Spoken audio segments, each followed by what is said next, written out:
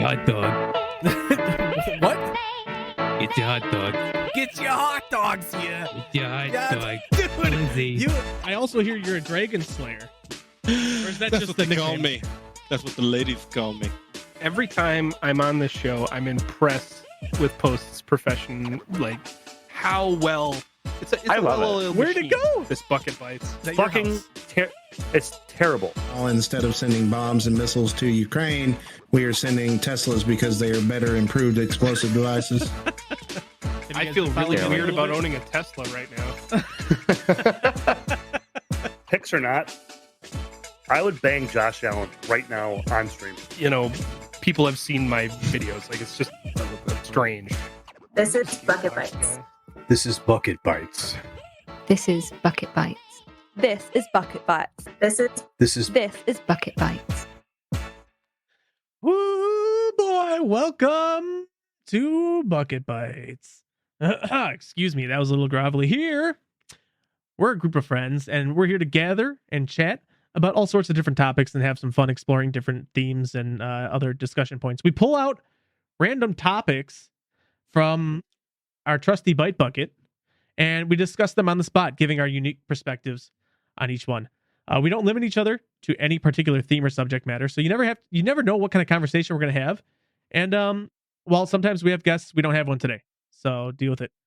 So get ready for some lively banter and plenty of laughs. What will we pull out of the Bucket Bite next? I'm Papa Post, and with me, I've got Dom, Logan, Andre, and Josh from Suggestive Gaming. The bit is officially over, Josh, so you can rest easy, be happy about that. Everybody, how are you doing today on this lovely Friday? I'm glad that it's Friday. It took long enough. Yeah? Josh, you look confused. Well, I love that the college kid is like, "Oh, Friday, TGIF, folks. Am I right?" You don't even have a He's job got a yet. point. Ugh. Well, his job is to learn and be the future of our country. Is that right? Uh-uh. Sounds like a participation trophy kid over there. Getting bullied by the YouTube man. I don't like this. Would you expect anything different from somebody on YouTube, though? Let's be honest. it's anyways. No, awesome. We're back. We're a full group again. I'm really excited to have everybody here for a second time in a row here on the Bucket Bites. And if you noticed, we kind of had a different intro today. It kind of seemed semi-formal, and I kind of butchered some lines. It's Nice job. Well, that was written by an AI. That's kind of weird, right? Like it seemed like, oh, Post wrote that. Well, no, I fucking didn't. That was written by an AI. And AI, do your work. Yeah, that's brilliant. Because I was like, wow, he came up with something this week. I was like, oh, no, I didn't. No, I didn't. It was, well, I'll say this. It was an AI generation that I tweaked and tuned and kind of got it to write outright. Like it was still generated that way. But that's the first bite I kind of wanted to talk about, and it's basically like AI seems to be the next big thing, like ChatGPT, for example, which is where I generated that intro. What's going on with AI? Like it's exploding on the scene, and it's really fucking incredible. Man, Go ahead, buddy. I'll just say this with AI. Machine learning, which is kind of like the foundation of AI, which is where you have a machine looking through all the information networks we have, or you have in an organization, and it puts together this learning. It's a learning algorithm. And it can do multiple things now, and it's really in the tech industry, where personnel in the tech industry. This is the next big jump. This is the next big big venture, which is going to be really encompassing almost everything. So so many people are investing in it in different ways. Like kind of like the Chat GPT you mentioned. That is just incredible. It, I mean, you can talk to it. You you can have full blown conversations you can with it if you want actually to. have full blown conversations with it. But if you ask it a question like, "Hey, um, what what do you think about the economy right now?" It'll come up and it'll search throughout all the information networks it has access to, and it'll give you, up to the point where it stopped learning in that area, on that date time frame where it stopped learning. It'll give you the information about the economy. Now if you want to get really granular with it, you can, but this is just one area of AI. There's AI picture generation, where you can type in what you want and it will generate it for you. There's voice to text to picture or to a response. I mean, an example. Let's say you wanted and this is for college kids out there. Let's say you wanted an example for, can you please write me a essay on a subject, right? It will come up with a sample essay for you, and it will write it on that subject. Can you ask it to come up with a template? Can you give me a template with an example of how this would work in an organization for, let's say, we want our employees to, we want our employees to have a better employee experience. How could you give me a template and how we would do that? It'll come up with that, and it'll be backed up by the data that's out there. Mhm. And so now you do have to vet the data, though. I mean, honestly, there's so much data out there already that, they're like, oh, anybody can put anything on Wikipedia. But Yeah. it's an amazing algorithm, and like you said, you had to do it a couple times. But there's many different ways of doing it, and there's so many betas out there right now. There's even one now for the internet search algorithm. Um, so, and soon that's going to be up and running, and you're going to be able to be like, "Hey, can you give me a recipe for for this, or can you give me date night ideas, or can you do that?" Instead of just searching, you can and it'll give it to you. It'll give you a template, or you can just talk to it and ask, "Hey, show me five places to go in the Well, surrounding area that are really good for a date," and so it'll do it. It's what about crazy. you mentioned, so I just sorry to cut you off. There's a lot you can do with AI currently. Yeah. And it's been there, and I don't know if it was just like, and maybe somebody else could speak to this, but was it like some kind of patent that was like opened? Because all of a sudden there's been, you'll see Chat GPT, you'll see like 5, 6, 7, 8, 10 different places that you can get this AI generation. Was it just like a patent that opened that now everyone has access to, or Well, coming from the software engineer perspective, like it wasn't necessarily that there's a patent that opened. It's more so just the landscape of that particular science is growing at a rapid rate, and what helps is hardware.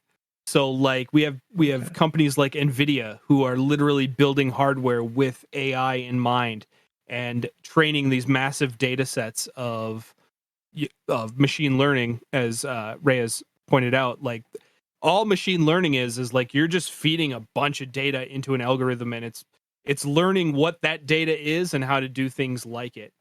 So Tom Scott is a very popular computer science YouTuber, and he has a great video on this. And basically, he put it very simply. He's like, all Chat GPT is a text predictor. You write something and it predicts what's next. It's just very complicated on what's next and how it comes up with that. So I it's definitely insane. recommend checking that out. It simplifies it very much. Well, And that's the exact word, simplifies, because that's what AI, a lot of people, organizations, businesses all over the world, They're looking to simplify the business processes, what you do in your life, and that's whether that's via organization, data collection, getting the information, the time savings of this, and the implications and impact that it can have is really incredible. Okay, so I guess I can use the example. So with, if you guys haven't noticed already, we have this nice little bucket bot logo, and in the early stages of our kind of reboot and our, kind of rebranding, so to speak, we were using a lot of a bot called like Midjourney, for example, which is primarily used through Discord, but it's a you basically, you type in, you give it a prompt what you want, and it will come up with and spit out like 6 images for you, or 4, maybe it was 4, that you 4. can thank you for correcting me. I can count. No problem. Bad. No problem. But no, it will give you some really good things. And the thing that I was talking to my boss about this not too long ago, and Logan, I think you were there to hear this conversation. We were talking about AI and how it will allow people to kind of break out of the box when maybe normally they wouldn't be able to, and kind of help them get ideas. Like, I'm not looking to use like AI like that for ideas, but I want to use it for like that one little trigger that's going to open the door that that's it. That's what I want to do. Yeah, like the intermediate step. Yeah, exactly. It takes out a whole lot of brainstorming time. You just put in a prompt, and it's fantastic. And I mean, so I, just because I'm not an expert on it, where does the whole like deep fake technology come from? Because I was listening to friends of the show Buzzword, who just released an episode today on the day of recording today, and they were talking about kind of the deep fake technology. And it is deep fake technology AI learning. It is. Yep. So deepfake technology is essentially, it's the same idea where you're feeding an algorithm a ton of pictures of one person and a ton of pictures of another person. And essentially what the algorithm does is it looks at those 2 data sets and it goes, okay, I understand how this face works and I understand how this face works. I'm going to replicate the one face doing the same thing the other face is doing, and I'm going to place it over it. Yeah. And that's scary. Like, for the memes, like, yeah, ha, it's funny, right? But like this stuff can be pretty actually scary. Oh, yeah. For example, It's kind of getting really good. Well, like, I forget what I saw. I was scrolling through TikTok because I'm apparently addicted to this application. Apparently but you're there 12 was years old. What? Yeah, no. I said I'm apparently not, no. apparently you're 12 years old. Jeez. The TikTok, mental capacity. Hey, I actually really enjoy TikTok. Once that we talked about this on the show. I'm not going to get into it, but like there was some really, like, they were generating like visual generations of fake humans, but almost pornographic. And like, if they can, just imagine how just taking some, like, your favorite person, actor's face or something, or like someone that you really are attracted to, and just supplementing them onto some existing pornography. What, like, that's a very well, and this is a good topic to bring up because some streamer recently got caught. Yeah, Dom knows what I'm talking about. Shit. Yeah, that was embarrassing. Yeah, like he was streaming his desktop and then like he hit Alt Tab and you could see like the windows he had open, and one of them was like a deep fake page of Pokimane.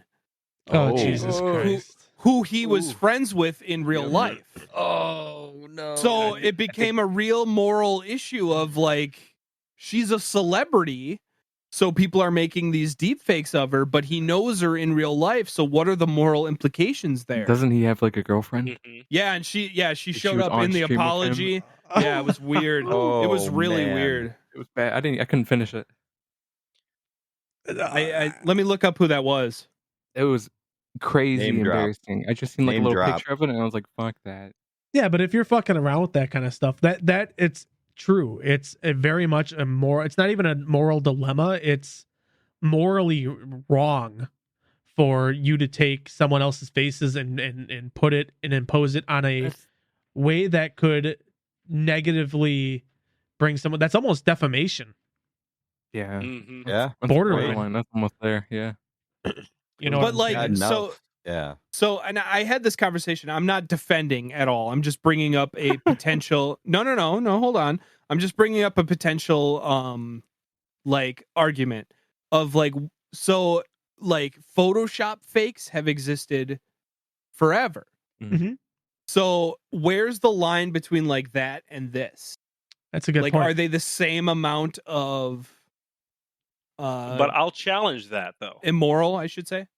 I'm No, going go to ahead. challenge that. I'm going to challenge that because you did bring about a good challenge. But if this is like the next big thing AI is, well, when the internet came out, all of a sudden you had a ton of issues there. You had to come up with new laws because of privacy concerns, security concerns. We still have those concerns to this day because people can utilize it from multitude of ways, and we don't have enough cybersecurity personnel to meet the actual industry need of all the cyber criminals out there But again, and the just to cybercrime. take But a so step we would back, need like new this isn't. laws. But this isn't cyber crime related at all. This is taking public photos and placing them over other public photos, essentially.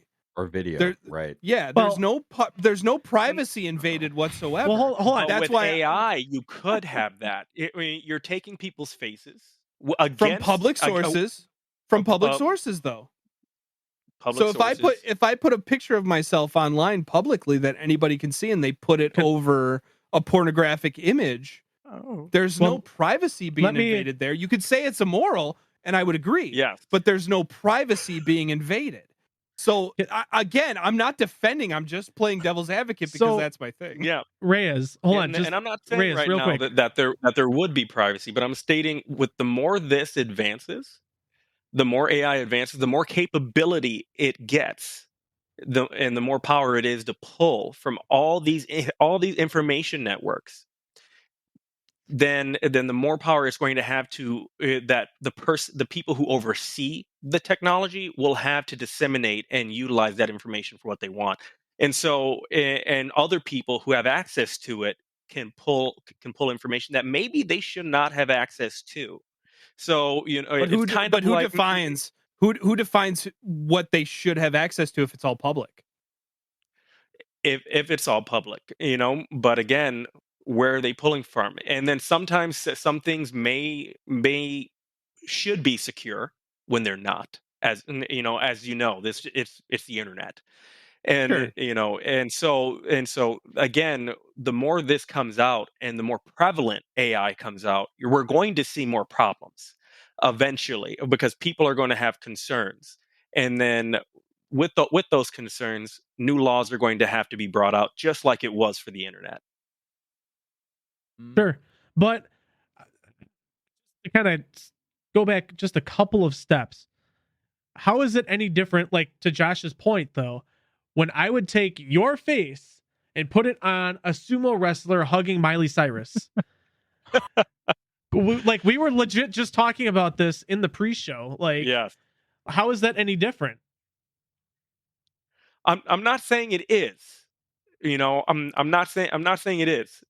But when we look forward under the capabilities and what AI could possibly do with machine learning, and then there's other personnel out there that are looking into making AI as realistic and human-like as possible, so it makes its own decisions.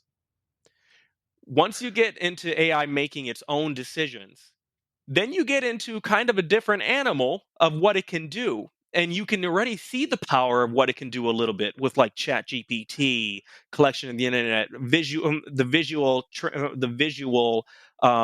text to visualization, or that deep fake dive, which that neural synthesis, masking a face over another face. But what about once it has its own, I'm going to say, consciousness? I think or that's a ability to different. make it That's a. to make its own decision, I think that's a that's even completely different argument, crazier. though. Sentient robots taking over the world. I think Raz is more or less getting at the fact that there's AIs out there that can take artwork and they can recreate it, with keywords, and they pull in these different inspirations from other artists, basically ripping their artwork and AI recreating it, which is an infringement on that person's copyright. Faces is one thing. But is it? If I It's a moral thing, but it's but not. hold on. I know where Josh is going from this. If I draw the Milwaukee skyline in the style of Van Gogh's Starry Night, am I And plagiarizing? Milwaukee's a city, everybody. Milwaukee's a city. Right. I'm just saying if I draw something in the style Mona Lisa of Van Gogh, like if you took the Mona Lisa, for example, and you made it into it's the same thing is what you're trying. I guess I'm trying to say. yeah.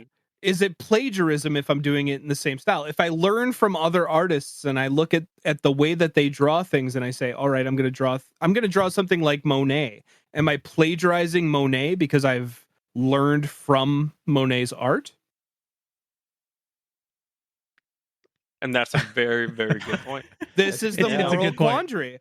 Again, and it is. I'm gonna just say again, I'm not defending or taking a single stance. I love playing devil's advocate. No, it's great, and it's a good thing. And it's a good thing you're doing, because this is exactly the kind of conversations that are going to be more prevalent around AI. And it's very true. The conversations we're having now, these conundrums, these brain teasers. Okay, what are the possible problems? How do you solve these problems? We don't know. Well, the main issue, but we do know that AI is going to be coming, whether we like it or not. Oh, it's already here, and it's here, and it's gaining more traction, more capabilities, and so kind of like Spider-Man, right there, right? With more power comes more responsibility. That's good. I like that. Hey man, wait until the guys at Boston Dynamics start like implementing that type of AI into their robots. Actually learning to walk without having to program it. Yeah, it's kind of crazy. The military is actually already trying to do that. They've been trying to do that for I think the last 10 years. I think we're gonna. Well, that's kind of a big thing. Using AI, robots, combining everything, military. That's Terminator, right? But I think where the biggest issue, and there's been news articles written in the past about this, is taking public figures, having fake videos about them. Like in the past, you would just show video evidence of someone doing something illegal, and that was enough to pretty much indict them, or to, that's enough evidence. Like, how can you prove if you're going to have AI, especially when the AI is as good as it is today, and it's only going to get better? How can you take, what if someone took the president's, I mean, obviously that's a little bit different because I think, but if you take some other kind of celebrity or politician or whoever, you took their face, you make it look like them, and I like to think of Marion Barry, the governor of DC, who he got caught smoking crack on video. And this was back in the 90s, and that was a big scandal, and I think of that all the time. It was such a low quality video you could barely tell it was him, but it was the 90s, right?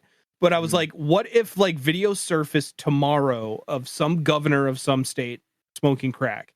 You could easily be like, no, that was AI, that was fake, it's all visual effects. It's such a different world now. It's trust, but also just the technology, right? Right. You know what else is getting really scary? AI voices.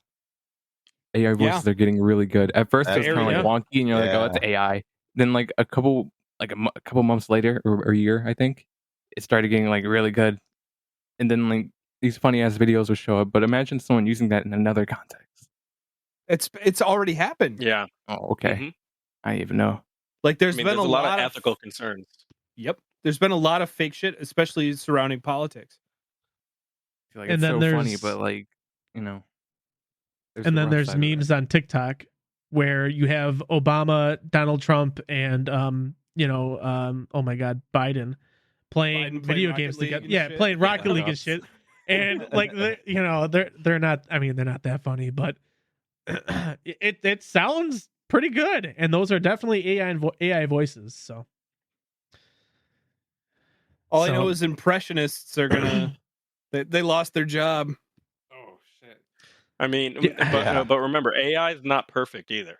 It's nothing's perfect, and so you can't just trust any. And just like the internet, you can't just trust whatever you see, right? You got to vet the information.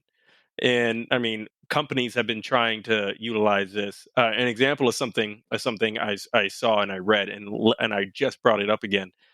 So Amazon back in 2014, they had a software engineering team that built an AI algorithm to review resumes.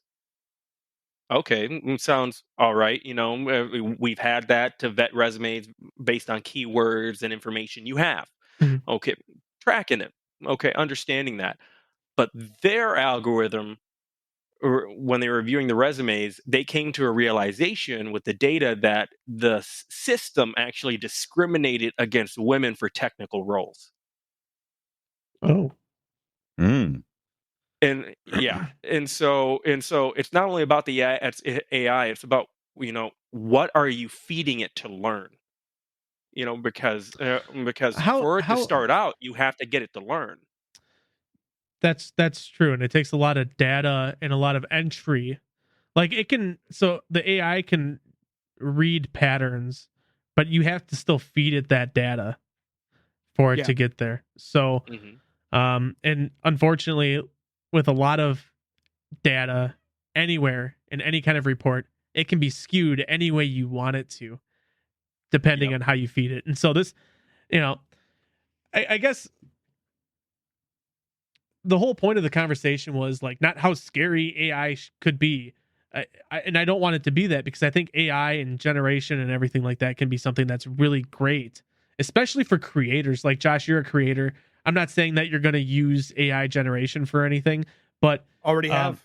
well, so like, well, for like what, like, well, actually, I kind of know for a couple of things, like for like YouTube covers, for example. I think I saw that It made it made my thumbnail for my Yeah. latest video, and it's fucking awesome.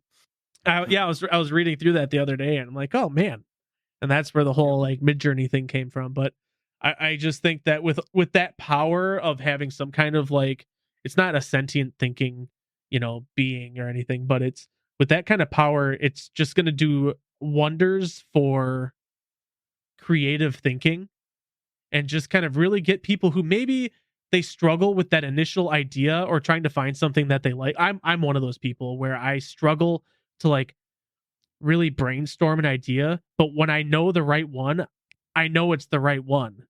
And so like for me, AI is a great thing for someone like me, if I'm being honest. Yeah, keep kind of feeding it prompts until you Mhm. see what you're thinking, and Yes. Exactly. then you can go I from mean, there. and there's pros and cons of this. I mean, I love this conversation because we started it out with really a lot of the pros and how incredible it can be and the impact. That With conversation time, got dark pretty quick. It didn't get with dark; time it got saving. deep. It's It deep. got Sorry. deep. It Yeah. got Yeah, deep. which With time saving and organization and being able to help people, a little bit think outside of the box if they ask it the correct prompt. And then Right. then it got a little bit deeper to, okay, we have the pros. Now, what are some Well, of the cons? If you so think about it. Logan, I'm going to assume that you're not a sentient being. You're not saying a whole lot. I don't know if it's just because you don't have any opinions, or we're just kind of covering No, it, or you're just like, oh no, god, they're finding out my secrets. no. I think when it comes to AI, I think it's a great tool to streamline processes because people can implement it. Everyone has different workflows and what they have to do with their job. Obviously, you can't have AI swapping out furnaces or doing manual labor jobs yet. Yet.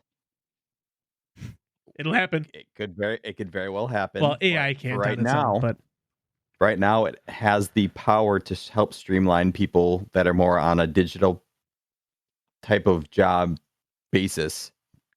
Do you And what? finish your thoughts? Because Okay. Because it could honestly help people speed up their workflow and create more free time. So I think that's true. AI That's a good thing too. Is the biggest thing. It helps streamline processes and it can help workflows speed up, making companies more profitable. I mean, honestly, which is a good thing and a bad thing, because it could put some people out of work. Yeah. Well, Yeah, and that's I a think scary thing, too. you used a good term though. You said AI is a tool, and I think that's very Yes. appropriate. I mean, It's some like- people can definitely use it and abuse it, trick it to manipulate it.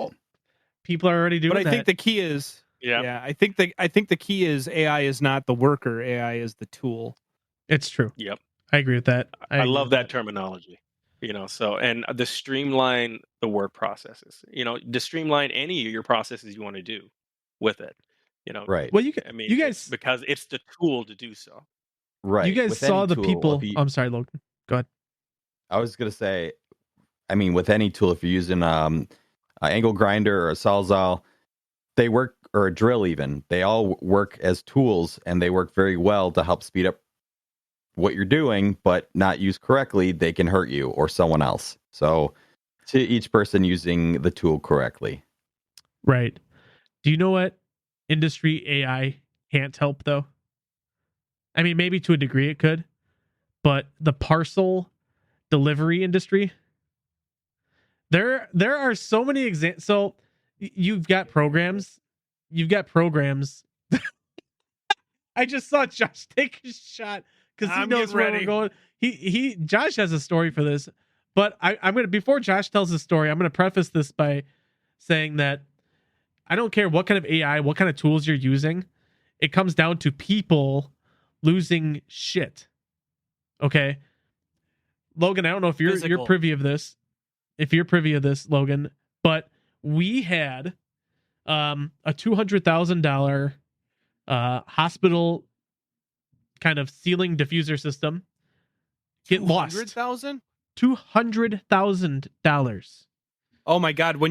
So peek behind the curtain post told me about this. I thought you said 20,000. No, it's a $200,000 hospital ceiling diffuser system that FedEx had lost for approximately 2 or 3 weeks. One time. Wow. Just lost. Like you had no information about where it was. Well, we were told it was at a terminal, but it wasn't at the terminal. And this was at of course, this was at the height of, the COVID years, but Sure. The supply chain issues. Okay. yeah. So Josh, I saw on Twitter that you were having some issues with the good old UPS company. Been or going back and UPS. forth. It's been a week. What So happened? This isn't a $200,000 issue. This is only a $600 issue. But still, so I pre-ordered a PlayStation VR or PlayStation VR 2, whatever it is, the new VR that came out for the PS5. Mm-hmm. Pre-ordered it months ago. Like as soon as it went up for pre-order, I got it. So, a lot of you guys might know that like video games and talking about them is kind of my job. It's kind of my thing. Yeah. I have a business, and so I have a business account through UPS. I have their like premium business account, so I priority shipments and all that. All right, perfect. So it ships overnight shipping. I'm supposed to get it Wednesday. Now we have a little bit of ice on Wednesday. Mhm. It's not horrible, but there's like a winter storm warning and whatever. I didn't go to work. So FedEx shipped me 2 packages that day, delivered with no issue. So I got 2 packages from FedEx that day. UPS is like, hey, because of weather, we're not going to deliver it today. All right, fine. Deliver it Thursday. So it goes out for delivery on Thursday, and because I pay for the like premium service through UPS, I can follow the truck on a map. So I'm watching the truck. It's driving all around my house. like in a perimeter of my house. And then finally I see it on the map and I'm like, great, it's right outside my house. So the guy comes and he drops something off. I see it on my doorbell. I'm like, great, awesome. I go out there. It's a different package that I was also having delivered that day, but not the VR. And I'm like, shit.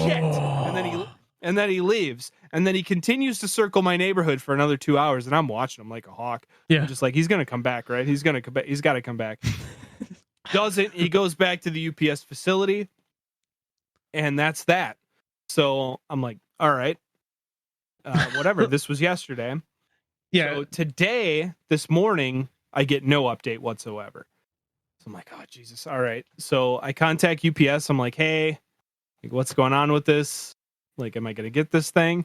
And they email me back finally, and they're like, hey, we can't find it. So don't know where it is.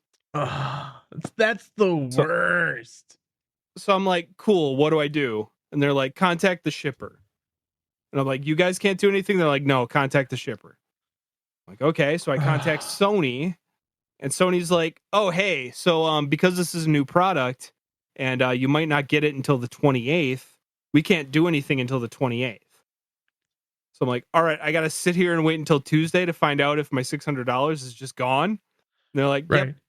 Yep. So well, I think the bigger issue is that, it's not the $600, but it's the potential earnings that you could get with your business on top of that. So it's streaming it over the weekend.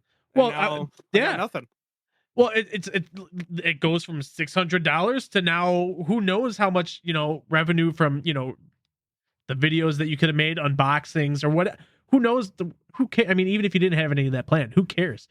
It's the potential that you could have done all of this, and now like you're going to be at this point, you're going to be late to the game, and it's going to be, Yep. Yeah. So I get that frustration. So I've because I have the business account, which is a plus, I was able to open an investigation. Mm-hmm. So they're currently investigating what the fuck happened to my package. And now suddenly, and this is like right before we went live, I have an estimated delivery date of tomorrow. So we'll see if I actually get this, which is why I'm slightly less angry than I was 6 hours ago when I was fuming. Like I get it. I did customer service for many years, so I get it. I'm never rude to customer service people. I was very rude to customer service people today because I'm like, you're not helping me at all. You're basically just saying like, I can't help you. And it's like, well, then what the fuck do you do? Like, I was getting so mad. I'm like, all I want you to do is tell me how this is going to get fixed at some point. And they're like, nah, just wait. It's like, wait for what? Is somebody looking for it? Is it going to get found? Like, what is happening? It's $600 and it's for my business. It's not like I bought a fucking DVD off Amazon. Like, right. It impresses me how easy it is for something to be lost. And what made it even worse is I posted about it on YouTube, and somebody was like, yeah, I work for UPS and people steal shit all the time. And I'm like, well, that doesn't help. Yeah, but hey, at least it's not as bad as the guy from FedEx who was just didn't want to do his route. He was just fucking chucking boxes into some fucking ravine. You guys heard that story before, right? No, that's so sad. There was oh my god, it's so bad. But it's funny because they're go ahead, Dom. I can imagine like Josh on the phone with this dude, and he's like, "Yeah, your $600 thing, we can't find that shit." And hangs up on him, dude. Like, I'm not angry. Like, I don't get like I don't rage at people, but I get very passive. I get very passive aggressive. So there was a lot of like, "Oh, that's fantastic." Like, that's great. Funny. I'm glad I pay for this UPS My Choice because it's really helping me today. They heard that a lot.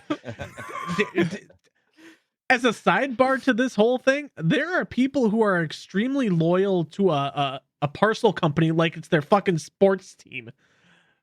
Never had a problem with UPS before. I'm not joking. Me neither. I use UPS for my coffee exclusively because the post office has let me down. FedEx has let me down. and I have the exact opposite experience. and Like that's just FedEx, it. no issues with them. And if I do have an issue, one quick call, resolved right away, or money back. Nothing too big. UPS, so many issues. No notifications, and they're like, you didn't get a notification? I'm like, no. And they're like, oh, we're sorry about that. Like, what do you mean we're sorry about? To Post's That's point, though, basically like, oh, well, fuck you. to I'm Post's like, point, I've been very lucky in that I don't have a problem with UPS or FedEx. Well, I have a problem with UPS now, but like up until now, I've had equal like success with both of them. Oh, But sure. I do know several people who are like, "Oh, UPS is the best, FedEx sucks," and then other people who are like, "FedEx is the best, UPS sucks." Like Yeah. I know several people who have that exact same, like Post said, it's like a sports team. Like they're like, "No, this one's better than this one." Where I'm over here on the center. Like I'm like, no, I'm a libertarian. Like I'm a libertarian. What does it all boil down to? Human error. Well, Yeah, it does. Because, well, it's boils one down. experience, right? Because I've had this one experience with UPS, and now I'm gonna be like, UPS fucking sucks. Fuck 'em. Well, but exactly. that's how it happens. I was about to state that it depends on your experience and where you are, because in some areas UPS may be the best. In other areas, they may not give service. FedEx may give better service. And people's experience are very different. So everybody's perspective is their own truth at that time. Well, and again, that's true. It could not even be location based. It could just literally be the one guy on the truck that day made a mistake, and all of a sudden, Yeah. you're just like, nope, fuck that. Reyes? Fuck that company. They suck. The Yep. entire thing. Reyes, by the way, I am not shipping coffee to you via FedEx. I don't give a fuck what you say. UPS is. I'm Team Brown. I'm sorry, Josh. Until You are UPS, not Team Brown, bitch. Hey. Couldn't help myself. Josh is like, nope, I'm out. Quit the show. But man, it is funny though. You have one bad. Well, I guess that goes for anything. You have one bad experience with anything, anywhere. You're just like, oh, that place sucks. Even though 90% of the time it's amazing. Exactly. Mm-hmm. Like you don't remember the good experiences, but you always remember the bad ones. It's the same as a restaurant or Yeah, I do that with McDonald's. Mm-hmm. yeah, McDonald's the be finest fucking my shit up, restaurants. and the next week it's like, Yeah. damn, this is pretty good. Yeah. Oh, don't. Is It's McDonald's on ever McDonald's. actually good though? Yes, Is it ever- McDonald's is there is a like small percentage of the time where McDonald's is awesome. Like when you Right. get those fries that Yeah. are right out of the fryer and they're not soggy and they're not cold. But And, is like, that enough you're to eating keep that you coming back? Yes. Yes. I mean, it's simple food. I mean, You just- McDonald's you has just killed go. more people than a lot of medical reasons. So I'm just saying, it's if you got to think about it, McDonald's are mass murderer. I'm just saying. Yeah, Almost but they not brought the the last- Fucking Big food Mac industry. is so good. Well, Logan just told me the other day, and I had no clue, but I was so fucking excited, even though I can't eat McDonald's right now because I'm trying to lose weight. But the fucking the bagel, the steak, egg, and cheese bagel's back, or whatever it is, the sausage Yep. with the bagels. Yeah, are back. it's the breakfast bagels are coming back. Yeah, my wife's Yeah. a big fan of them. Egg and Bucket egg and Bites. bacon. Sponsored Yeah, by get McDonald's. Dude, Yeah, get cool. the Just kidding. bagel in the morning and then grab the Shamrock Shake for lunch, dude. Oh. People get wild. about I this just stuff. remember that video of that one guy who did a documentary where he went to McDonald's Where he sat on a and glass? he ate there. Oh, No, I am What? I don't know what you're talking no. about. Supersize Me. Morgan Spurlock. Yeah, Supersize supersize Me, me. He went there and he ate, and the amount of weight he gained and how unhealthy he got so fast was just incredible. And But, I was like, just like, oh. I don't know. Like again, like and we're gonna learn this as Bucket Bites goes on with Josh on it. But like I'm such a capitalist. So like my whole thing is like McDonald's is cheap and it tastes good, and if you don't understand that it's horrible for you but you still buy it, like that's on you. well, it's a good point. It's a good point. Yeah. It's It- salt and about the- pepper, people. Salt and fucking pepper. Not That sugar. It's Supersize Me 100% sugar. Documentary. I get why he did it, but he didn't like do anything to balance it, of course, because he just kept eating it every day Well, and didn't do that's anything. all he ate. Yeah. Well, that was the Yeah. point of Yeah. the diet, though. That was the point, point. yeah. of the Yeah, diet. right. like There but, was a why? there was a guy that actually, an older fella, he was probably in his 50s. He showed that you can actually live off of it as well, contrary to supersized meat, by counting Oh, his really? calories and eating. Yep, Mhm. and he Well, was yeah. just fine. He was That's- just that's the fine. Well, point. So, and again, that's what it comes down to, right? Like, so McDonald's excess is versus the balance. Yep, Mhm. it's what we Any- call it's what we call empty calories, right? So Mhm. like there's not much nutritional value in a Big Mac.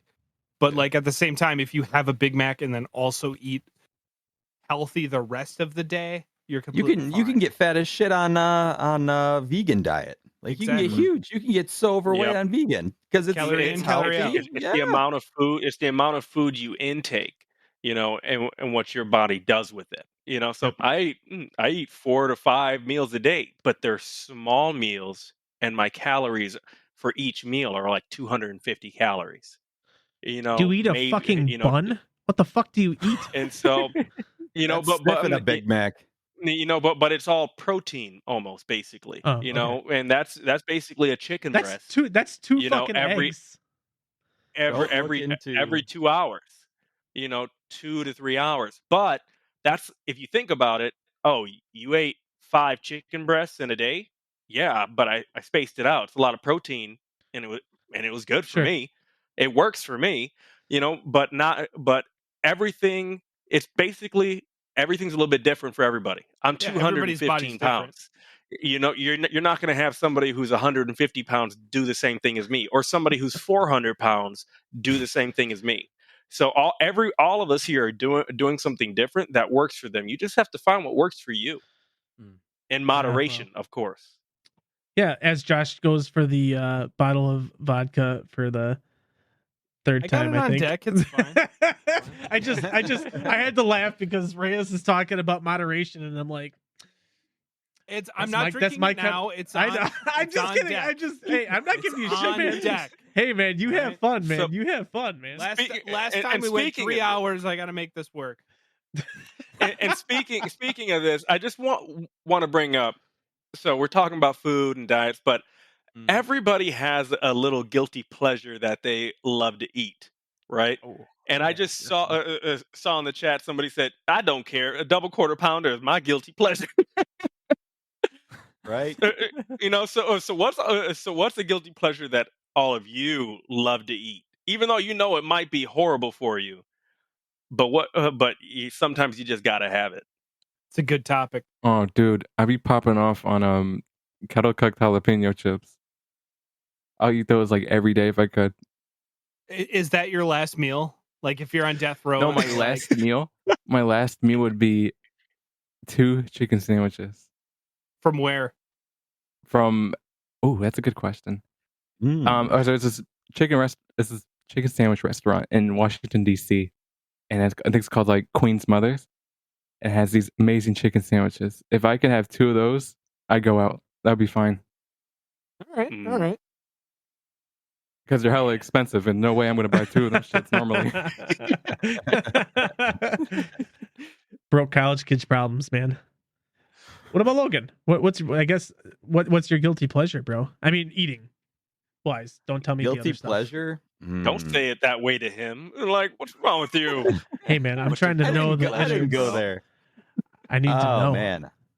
I would say they're very similar. One's an actual candy, and one's like, I don't even know. It's kind of like a candy, but anyways, I would say Nutty Buddies and Reese's. Ooh, that's amazing. Ooh, Dude, I'll eat the Nutty Buddies because they come in the 2 sticks. I'll eat 2 stacks Wait, of those at one time. What do you call with them? some milk. Nutty God, buddies?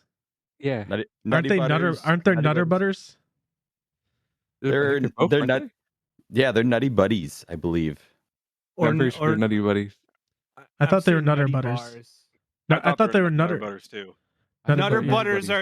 Butters are a completely different thing. Post the Nutty Okay. Buddies are a little Buddies, like, Debbie. They're like little. Are they little crackers? They're like peanut butter? wafers. They're like Yeah. wafers. They're the chocolate covered yeah. wafers. Yeah, they're Nutter Butters. Oh, are like a Nutty Bars. cookie. Yeah, we're talking the about Nutty Nutty Butters, Bars. the cookie, Nutty, yeah. We're talking Nutty about Nutty bars. Bars. Nutty Bars. Yeah. Oh, okay. I see Oh, what you're dude, talking about. The yo, Nutter, okay. Nutter Butter, Nutter Butter cookies. They're the cookies that are in the shape of the peanuts, bro. They're amazing. They are Oh, amazing. bro. Yeah, yeah. Those are good. Is that your Those- guilty pleasure then? Now it is. Those are amazing. Shit, My friends used to get on my ass about it because of the name. dude. Whatever. But I know, Oh, it was man. annoying. This would have been a good one for the Two Truths and a Lie, but as a kid, I won a competition for eating the most Nutter Butters. Really? Oh man. Yes. How many did you eat? Yes, I did. I don't remember, but like literally all I won was like 2 packs of Nutter Butters. Like it wasn't. Hey, man. Like, Oh. Yeah, but you Huge got to eggs, eat a lot of like Nutter 4. Butters, and then you got 2 then I packs got of them. more. So Yeah, it was great. where's the L in that? That's a big W Yeah. in my mind. It was at a grocery store in West Bend. It was weird. I don't. Wait, why I don't are know how Nutter it happened. Butter? That's awesome. Why are Nutter mean, Butter that kinda- peanut sandwiches family size $245 at Walmart? Yeah, Jeez. it's that It's like- economy, dude. I mean, Inflation's I mean, hitting everybody. mine. I mean, What the my fuck? guilty pleasure, I think, and I not can't joking. help it. Chocolate malts. I love them. Yes, Chocolate malts are so damn good. I'm with you. They I'm just with you on are. that. Oh shit, yeah. Okay, I know what you're I've talking about. always been a malt versus shake guy. Like malts. Oh are yeah, a hands million down. times better. And my mama Very loves good. chocolate malts. She would like kill for one of them. Mama, yeah. Hold on. I gotta show this on stream because oh, that's the wrong one. Wrong window. Shame. Oh no, he's gonna show us deep fake Pokemon. Shit! Oh fuck! No! No! No! End the show. We're done. We're All done. right, look at it. Nutter Butter peanut butter sandwich cookies, family size. It's at Fall Smart, $245.40. What Yeah, but the 24 is only 172 post. What the fuck, man? Wow. What? Wow! I'm gonna buy this, and I want to see what I get. Psycho. It's a family pack of Nutter Butters. I'm sorry. Continue. It's probably like $50 at Costco. I don't care. I want 200. Probably less than that. It says there's only 36. It says there's a quantity of 36. That's gotta be a typo. That's I gotta think be. there's something. Or fucked up. it's some third party seller that's fucking you. I think something. Oh, it is. It is a third party. It's sold and shipped by Overstock Drugstore. So these are pumped with drugs. Oh, yeah, you're wow. gonna get. Yeah, there's a ton of addictive. benzos. That's why it's so expensive. Oh, that's great. Oh my gosh. So Reyes, you were saying what your guilty you had chocolate malts. Chocolate malt. Chocolate malts, man. I mean, chocolate malt, chocolate peanut butter malt. I mean, just malts in general. Ooh, chocolate. Man, they're peanut just butter. so good. The chocolate malts are they're a vice, man. They're a vice. It's like drugs. You're trying to say no, but the addiction just roars back, and it's like, one's not going to harm you. And then 10 malts later, and you're on the ground. I regret this, but I love it. Oh yeah, that's definitely Reese's for me. The Easter egg ones are the best. Oh my yeah, God. they Okay. are. They Damn. hit so Damn. different than any Oh. other Reese's for whatever reason. Oh Oh, man, The Christmas tree Josh ones right are the there same, just I think. orgasmed in his pants right Dude, there. He I'm was like, I'm dieting. I'm dieting right now. I haven't had sugar in weeks, and Mhm. like yeah, that is like I'm picturing the like thick like bunny Reese's, and I'm like, oh, it's getting to that season too. Yeah, you got a month or All two. the commercials are rolling through. it's gonna be hard. Get ready, man. That's what she said. So do you know? But does your fiance, your fiance doesn't sit there and just like eat all of this stuff in front of you while you're dieting, does she? Like my oh, wife, the fuck she does. my wife No, yesterday was sitting there. She grabbed a whole ass bag of sweet chili fucking Doritos, and she's just sitting there. Both her and my daughter, by the way, we're sitting there watching Harry Potter because we're watching those movies again. And they just eating this. All I hear during the movie is crunch, crunch, munch, munch, crunch, crunch. And I'm like, I can smell them from here. I want them. Aziza actually, she just got candy, and like so like it was those like gummy sweet tarts or whatever they are. No, the lifesavers. Sorry, like the circular ones. Oh, those are crazy And good. like I could smell them from here, so I go out there. I'm like, I could smell them. And she's like, you could taste them on my lips if you give me a kiss. I'm like, oh, that helps. Thanks. Hey man, hey, you can't blame a girl for trying to fish around for some kisses on the lips, look, man. I appreciate that, but at the same time, I'm trying to lose these B cups. And, you know, Hey. and Lindsay, so we got Girl Scout cookies. And little side story on that, we were going into Tom and Thumb, which is a grocery store, and you know, going to get food for kind of my diet. And we see these little girls. They can't be. They're like 4, 5, and 6 probably.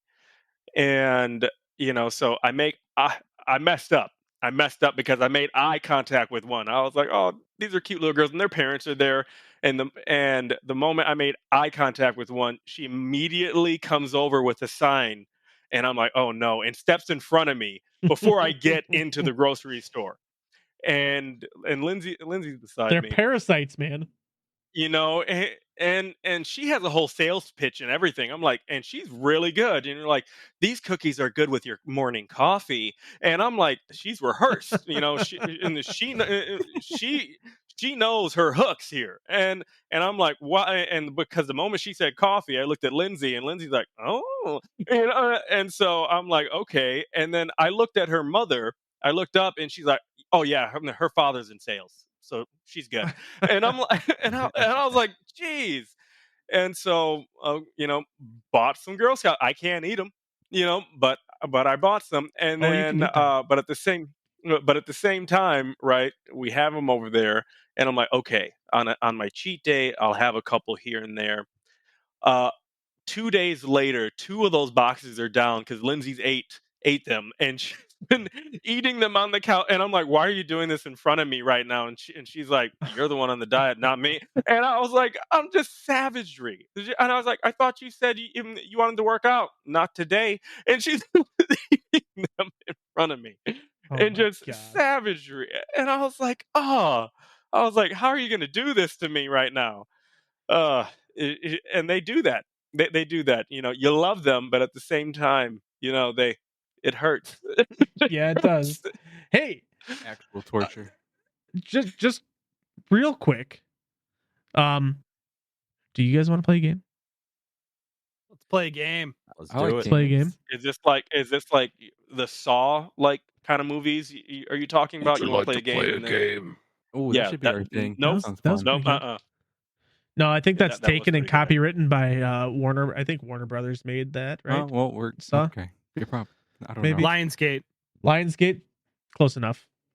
All right, we're gonna play a game called Sound Bytes. So basically, what I'm gonna do is I'm gonna give you kind of a quick hint. Whoa. What?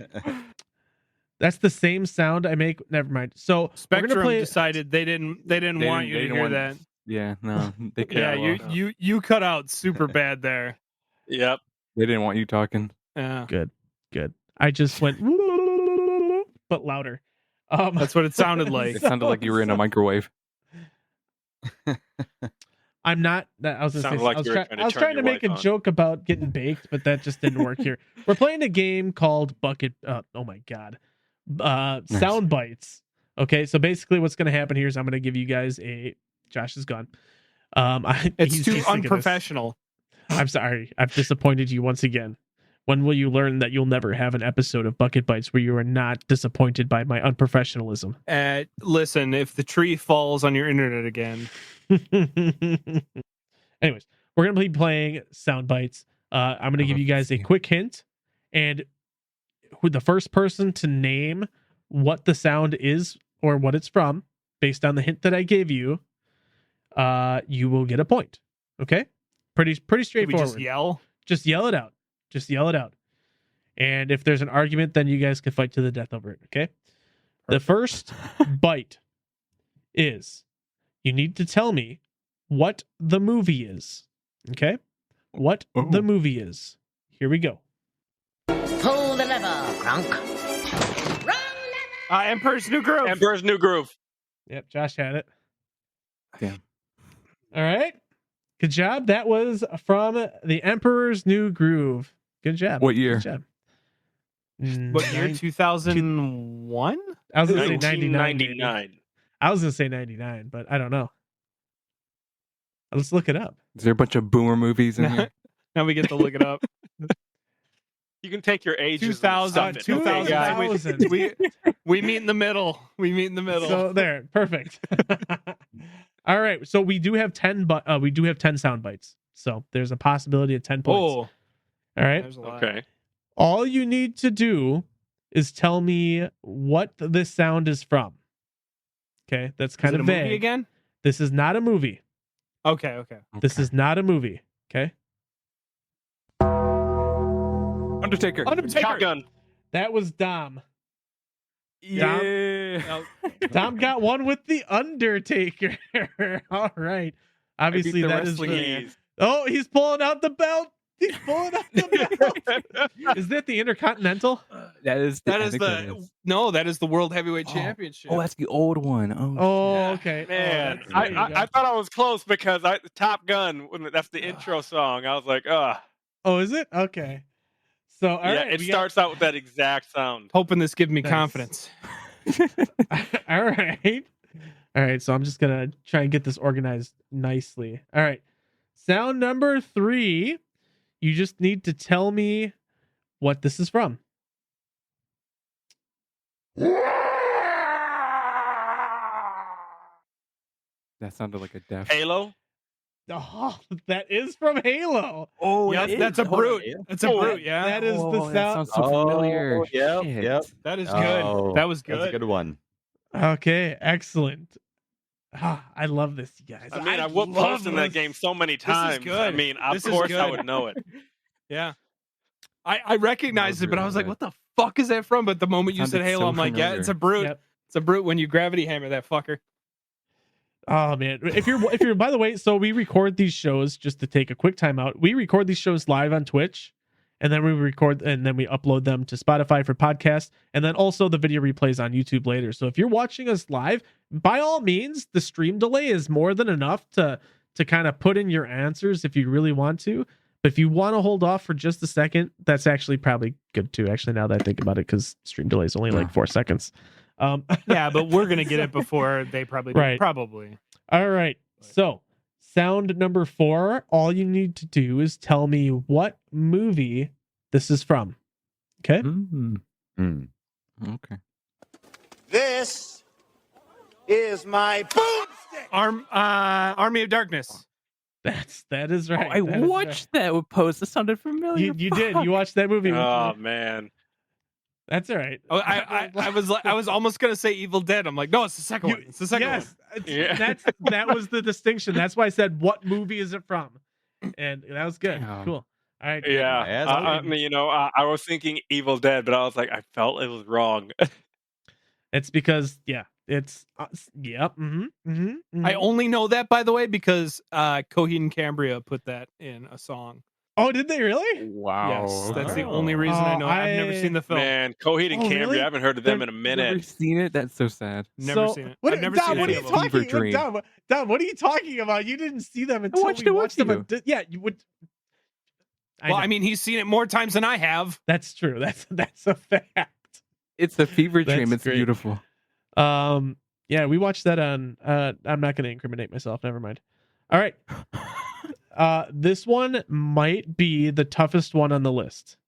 So if you want, I can save it for last or do it now. Put it I'm now. just gonna do it now. All right. Mm-hmm. You need to tell me what Marvel movie this is from. I'm out. If Josh is out, then I'm pretty sure nobody's gonna. I haven't seen him. Here we go. Get it. Here we go. Let's go. Uh huh. Help! Someone help! Help! Come here, snot nose! Never mind. That's it. No more Mr. Nice Duck. Oh fuck.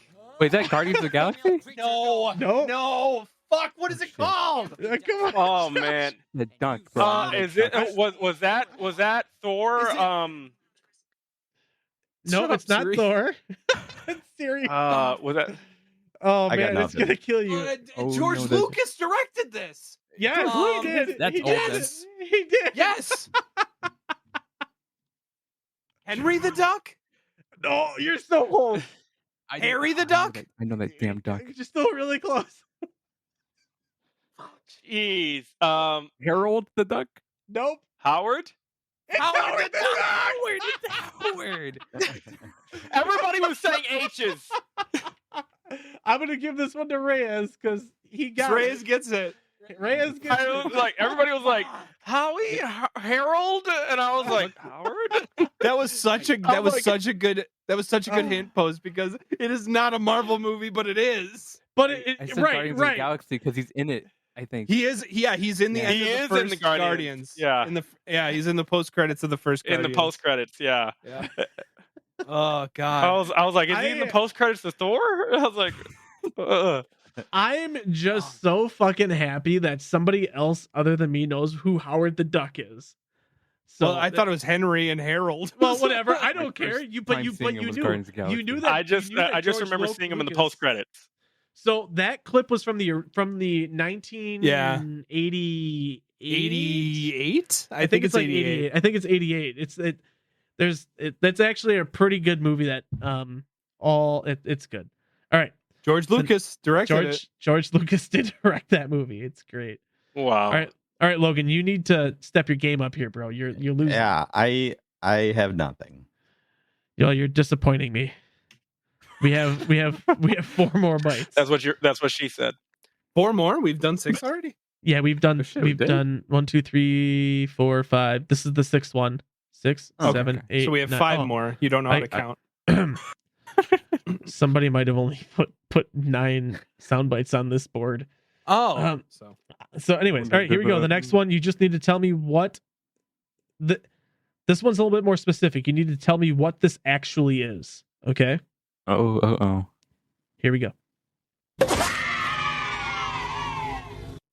Kids yelling. That sounded like a Screaming confetti yay. popper. Oh, Hold on. It sounded like a confetti popper. what the only is thing it? the only thing I got is the one skull in Halo, but Oh, he made a face. Oh, shooting people in the head. Screaming a yay. Oh, the headshot. Yep. yeah, but what was it Headshot from- called? I don't remember the name of the actual skull. You just all I guess all I was really looking for was grunt headshot. It's the sound effect when Well, you who headshot. gets it? Because we all came to. All right, so- we all kind of came to it together. Yeah. All right, fight to the death. Somehow figure that out, guys. He said skull. I said headshot. My point. I'm the furthest one. I say that's shooting a people in the head. Yeah. I say that's a Josh Logan share point. We each get a get half a 0.5. point. Yeah. Yeah. I got a half a point. I'm on the board, boy. Give it to them. All right, fine. It's done. And we're only doing 9 sound bites. Okay. All right, next So that one. way there's no tie. Grunt birthday party was what it was called. Yes, grunt birthday party was what I was actually looking for, or grunt headshot, whatever. It both work. All right, next one. Just tell me what this is. Oh, Momens21 in the chat said person with the next closest B-Day gets it. It's too late. You already decide to split it. All right, Okay. all right, Live fair with your enough. decision.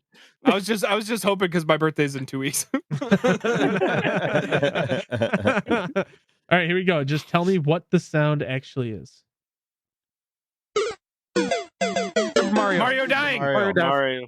Oh, Jesus Christ. That was like all of you guys. But I said dying. No, I said dying but that was specifically. Mario. I said I heard- Mario. It was But I said Montone's dying. first. But I said dying in particular. He was specific. He did I was say dying. specific. I agree. This is going to go to Josh. Chat agrees as well. Damn it. It's okay. I tried There's there's tried. more than one game Tried. today. There's more than one game today. So there's more ways to make up points later. Okay. Okay. All right. There's 2 more bites. This is also, so on this one, I'm looking for specifically what this is called. There's a name for the sound I'm about to play. Okay. Here we go. Oh, I'm going to lose this. Scream. That's the one. It is the Wilhelm scream. The moment you said there's a specific name for it, I knew it was going to be Wilhelm. Oh, God I dang it. thought it was like a special thing. But you just said scream. You didn't say Wilhelm No, scream. he did. No, it I cut out. did. It cut, He it cut said out. it cut It out. Oh, It must have cut oh, out. cut him off. It did. It did. All right, cool. All right, there is one last soundbite, and you need to tell me again. Specific. This is worth 2 points. You need to tell me specifically what this is. So here we go. Dolphin screeches? That is a dolphin. The SpongeBob censorship sound. Yo, what the That's fuck? pretty good. Wait, it's right. What? Fuck, I should have said It that. is. I should have It said is. it. I should have said that. What? It is the censorship I should have said that. sound That was so good. dolphin. Dude, what the fuck, Josh? That was so good. Wow. I lied. That's only worth 1 point. Well, Just Josh kidding. won the fucking game, man. Yeah. It's a problem is cumulative score at the end. I can read post like a fucking book. Yeah, this is scary. So, anyways, that was Sound Bites. I liked making it more of a game of trying to get the score, who gets it first. That was a little bit more fun than in the past, I think, rather than just kind of going about it. So, kind of sticking with the theme of Sound Bites. Lately, there's been some games that have come out that have been getting kind of a little bit of flack for having quote unquote cringy kind of dialogue, voice acting, what you want to call it. Good Lord. I have 4 clips and they're kind of about 20 to 30 seconds long, excuse me. And I just want you to listen to these and I want you to tell me if you feel like these are you would consider this cringeworthy or not. So there's 2 separate games. I'm going to play 2 separate clips from each game. Okay? The first game is from a game called Atomic Heart, which just very recently released. So here's the first one. What's that freaky thing on the door? A lock. Are you serious?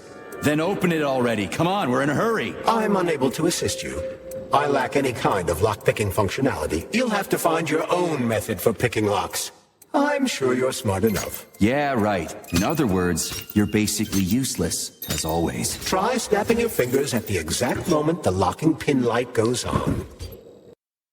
Okay, so don't say anything about it yet, because what I want to talk about is whether or not what makes it cringe, or what makes it, or if you think it's cringe. Tam, this is a second game that had some cringeworthy audio. Destruction and corruption are forms of creation in themselves. Wow, you sound like a serial killer. What? Destruction and corruption are beautiful forms of creation in themselves. I don't sound like that. You absolutely sound like that. Oh, no, you absolutely sound like that. Yeah, see? 2 can play at that game. You're fucking stupid. Yeah.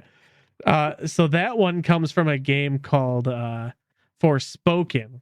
Okay, and these are kind of 2 games that have come out somewhat recently that are getting a lot of flack for kind of their audio, or not their audio, but their dialogue and stuff being cringe. All right, so this is another one from Atomic Heart, and this is what I meant to play before. So this one's a little bit longer. This one's about a minute. Oh, shit. Oh, how can I resist? Now let me show you what I can do. Professionally, I mean. I've seen it. Literally. Crispy critters. I am here to help you upgrade your red-hot pocket rockets. And believe me, handsome, you can upgrade whatever tickles your fancy. Weapons are useful. Open the corresponding window, Major. Get rid of that glove, handsome. You don't need him anymore now that you've got me. I'll service you however you want. Got a sword? A massive sword? Thrust it deep into my socket so I can make it sturdier and sharper. Nora can upgrade weapons and... I can do so much more.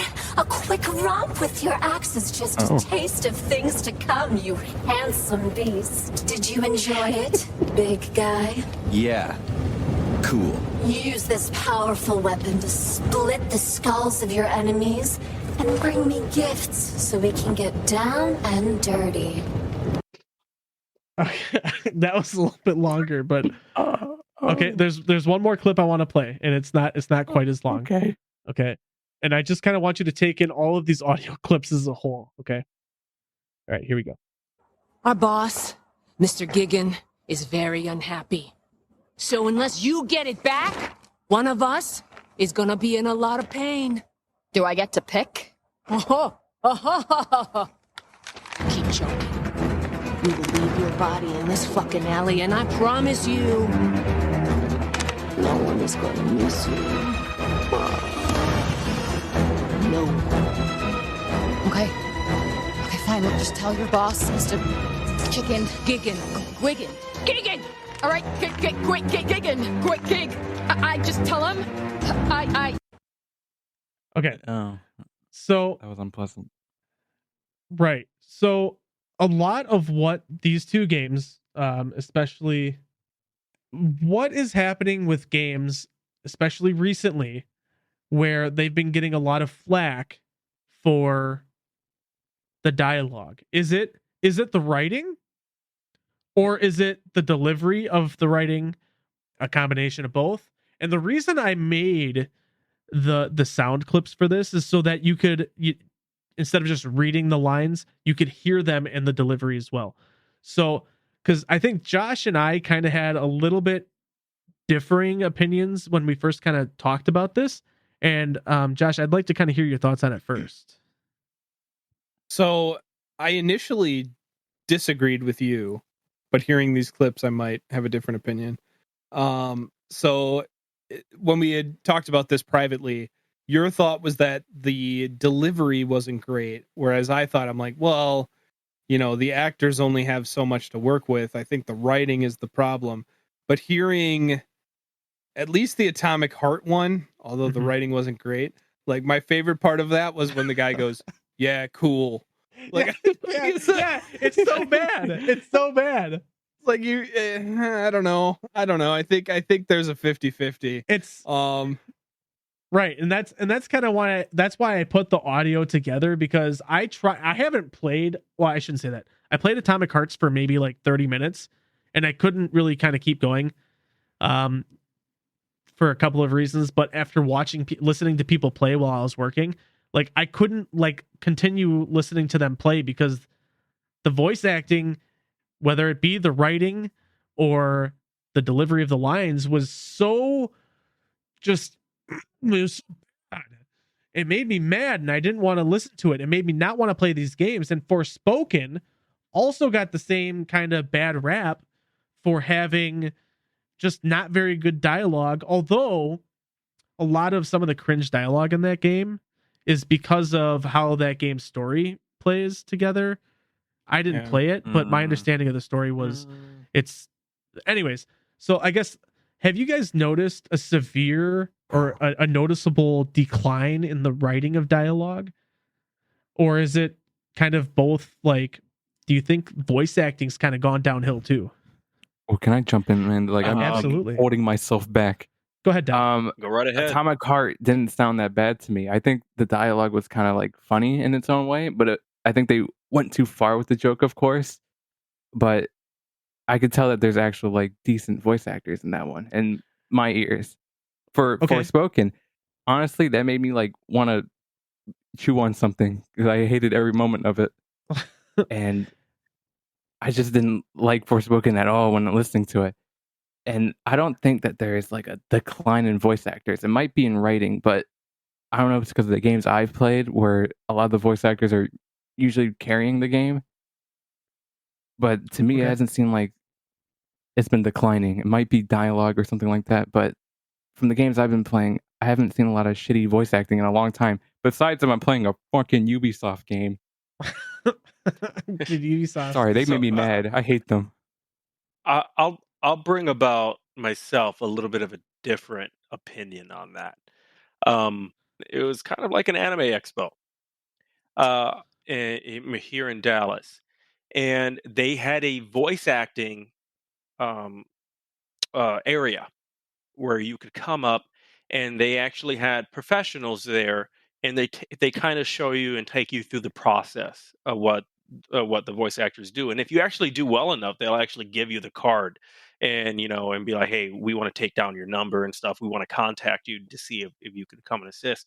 But it's very interesting because they show you kind of the lines. They show you kind of the animation Mhm.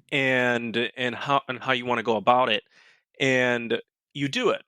And a lot of it is, yeah, they give you like, oh, hey, we want you to be a little bit excited in this area, a little bit more aggressive with your voice in this area. And then but it's based on the person themselves and the kind of tone they want. Mhm. But you do it, but once you do it yourself as a voice actor, it's out of your hands because it's the person who takes that and parcels it together to make it match and what they feel is good with that. It's their responsibility to make sure it flows well and it sounds good Right. and it's not too much noise in the background and things of that nature. So that's another aspect of it that it's not only the voice actor, it's not only the lines, it's the personnel who's actually parsing this and putting it together. Okay. I have to ask you, did you dress up for the convention? You talked a lot No. about the convention, but I needed to know. No, I did not. And if there was going to be one convention that my significant other would even think about dressing up for with me, and I'm not going to say allowing me, but agreeing on that, on that would be the one in San Diego, the big one. Oh, San Diego. Yeah. But that one's like Which I sold want to out go like to. a Oh my God. year in advance. I would So love it's to go so that. hard to get into that. Hey, Bucket Bites San Diego Comic-Con party sometime. Yeah, sounds like a plan. Anyways, that's not the point of the conversation. Yeah. I would love to do that, just for the record. All But for it. no, voice acting is hard, and I'm going to agree with both you and Dom and say that it's not really the voice acting that's the problem. Part of it's the writing, and this is just my personal opinion, so feel free to rebut if you want. But someone in the Twitch chat mentioned that it's rushing game creation, and some of that could be people would point to, oh well, all these creators are all these devs are being remote work, so there's issues that way, and I could see 50-50 with that. But I guess maybe the conversation wasn't as deep as maybe I initially thought, but I just, with those two games, I don't know how you could put out a product that has voice acting like that. Another kind of example. So Atomic Hearts was very over the top, especially with that thrusting your big long stick or whatever, which I find that kind of funny, actually. I'm an immature child when it comes to humor sometimes. But if it's all the time, it's not good to me. And that's why I couldn't finish playing High on Life, because like at first I'm like, oh yeah, this is fucking awesome with all the swearing and over the top humor, and but it just grew so old so quick that I couldn't. It gets grating after a bit. Yeah, it's like I have to force myself to listen to this humor. And I guess, when you listen, like when you watch a show like Rick and Morty, I never watched Rick and Morty. But it's the same voice actor, and there's a whole thing going on behind the scenes. We won't even go into that. But kind of crazy. Yeah. I don't know. I think maybe I'm just getting old and lame, and I don't like. Yes, but that's regardless. Yeah. But do you know what you don't have? I guess I'm gonna kind of sidebar this conversation. Do you know what games you don't really have bad dialogue in, so to speak? Like retro, like which ones? No, there's bad dialogue in fucking Madden too. Don't even get me started. Oh yeah, dude, the commentary is fucking trash. Fair enough. Retro games. Most of it's reading, right? Most of it's reading, and some of it might be it, but you get to hear. So like maybe the writing's bad, but the delivery can't be bad if it's in your head, right? You're reading talking it about in boomer you're games the boomer the boomer gaming. The fuck? But like The classics is Because what I was you gonna mean. say, like, Right. look back to Resident Evil 1 when it's like you were almost a Jill sandwich. Like, yes, was it? yes, but you get to hear that in your own kind of. No, that was voice acted. But you're saying, Oh, was even it really? before, Okay. yeah, even before voice Yeah. acting. You're So saying. right. Back in my day, voice acting wasn't a thing. Yeah, well, yes, it was. There was. We had to read books and books over and over again. But no, the reason I bring up retro gaming is because I know Logan had brought up retro gaming and kind of, what, like, the nostalgia factor and how that kind of goes in with how you enjoy video games. Because Josh, I know you go back and play a lot of old games. And Logan, I don't know if you want to kind of take it from here, but like, I know that you said like the Switch has like a gaming service, like the Switch subscription thing, Yeah, like has they're a bunch on. of retro games and Yeah, stuff on it. so like Xbox and PlayStation, they have their passes that you can pay monthly for the online service, and they give you free games. So same thing with Nintendo. They're dropping tons of classic games on for the Switch to be able to play, and it's kind of cool to be able to have that option, not having to necessarily, because right now the market is really hot with getting and buying retro games. Like the resale value on a lot of classic games are really expensive, but you can play them virtually through emulators, and you can download the ROMs through the internet. But the nostalgia of being able to have the N64 cartridge or the disc or the boot up on PlayStation 2, it's like the difference. It's just, I don't know. You can obviously be able to play on the retro controllers on an emulator, but do you get the same effect being able to play on virtually, like how the Switch is, like how much better is it really? Is it the same thing? Do you feel like would you prefer playing on the retro console itself? If you're gonna play a classic game, for me, I'd want to play it because it's like there's even cartridges, the memory cards where you can load on literally every game for that console.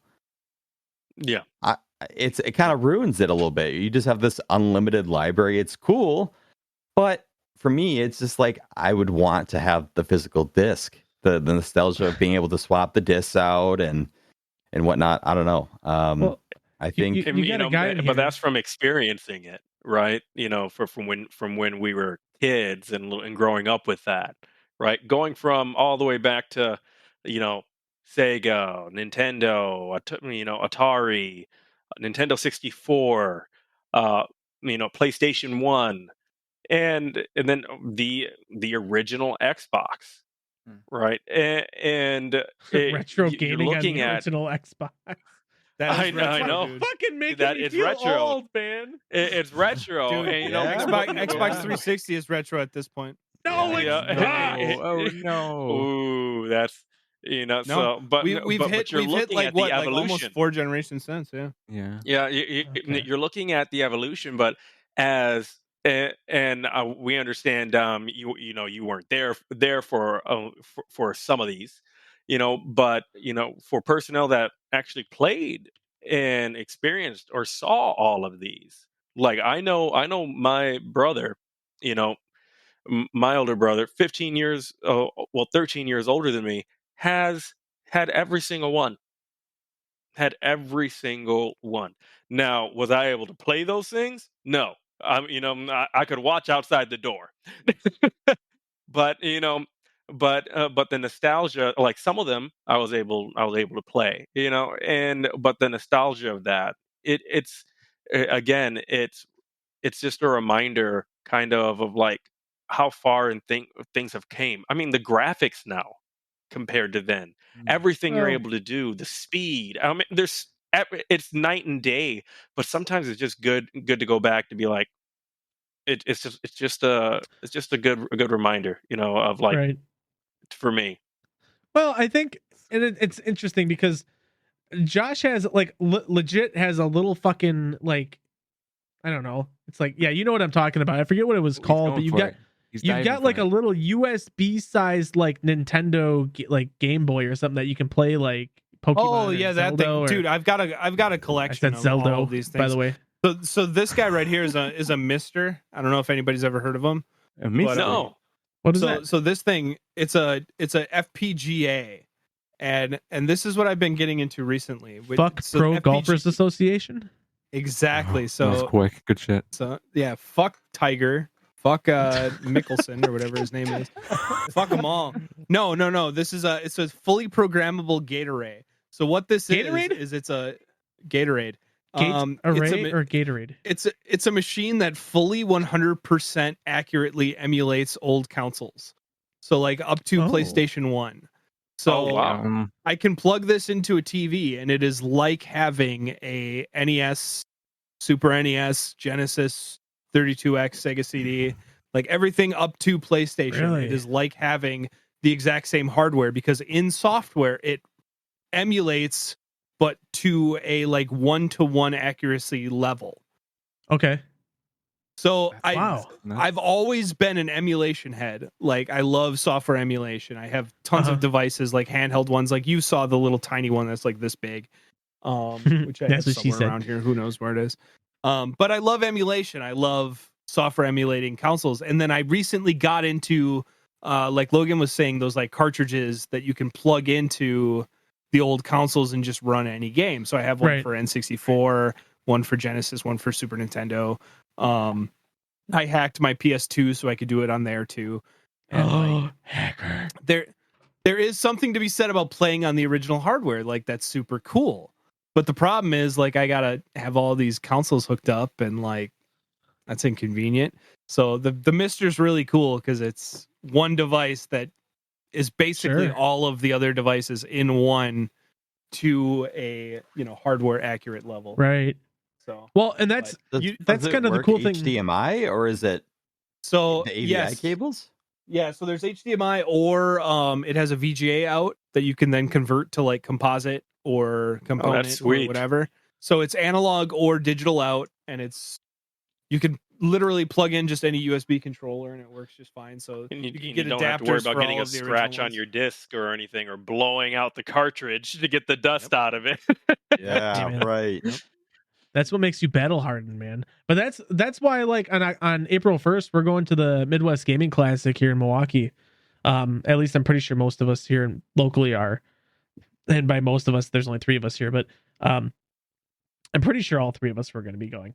But that's the cool thing about that is they have all of these retro games in there with their retros, like their original system in their original state, ready to play. And on the 3rd floor, it's actually a really cool fucking experience. But Logan, you mentioned that like Nintendo has like a subscription type thing. Is that Yeah, so like it a ties Game in Pass with- type thing or?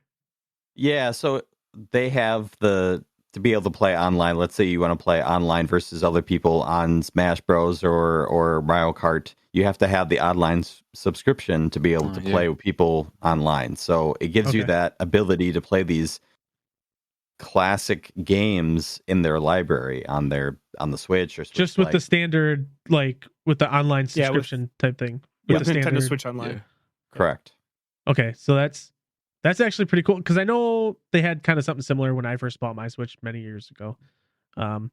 But that actually brings up a very interesting topic that I think is worth talking about is if like with Nintendo Switch Online, it gives you all these retro games, but what about other gaming services like with Game Pass? Like we've talked about Game Pass a lot on the show before, but like Microsoft recently, and Josh, this is something you kind of brought up that I thought was definitely worth talking about is Microsoft like basically came out and said that Game Pass cannibalizes game sales. And I know for a fact I've bought games on Steam only to find out a day later that it came out on Game Pass. So I would go request a refund on Steam because I have Game Pass. So I guess, Josh, your question was, and I'm sorry for kind of taking this over, but do gaming subscriptions, do they help or harm developers that are making the money on the games that they're making? And I guess, Josh, if you wanted to kind of go first on that. So though I like the totally idea took the thunder. is no. The idea is like so especially like indie devs who aren't getting a huge amount of money up front, like through publishers. Like if they released a game on say Steam and 100 people bought it, how much money would they make versus whatever licensing fee Microsoft gives them? I don't know what that is. But also you get that immediate like publicity of being on Game Pass. Because if somebody's on Game Pass and they see your game and they play it, it's almost like a demo disc in like a magazine back in the day, right? Sure. Where they're still playing your game essentially for free, and then say you get removed off of Game Pass, does that at least increase your publicity where now other people might at least word of mouth be aware of it, and now they buy it outside of Game Pass? It's a weird There's balancing act, and it's interesting.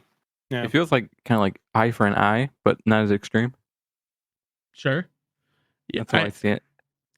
I'm just trying to think of a game that was previously on Game Pass that I went on to purchase because I liked it so much, and I really not even that, but like, was there a game that was on Game Pass that left Game Pass that you bought afterwards? Well, yeah, I mean I don't think so. Like I shouldn't say that.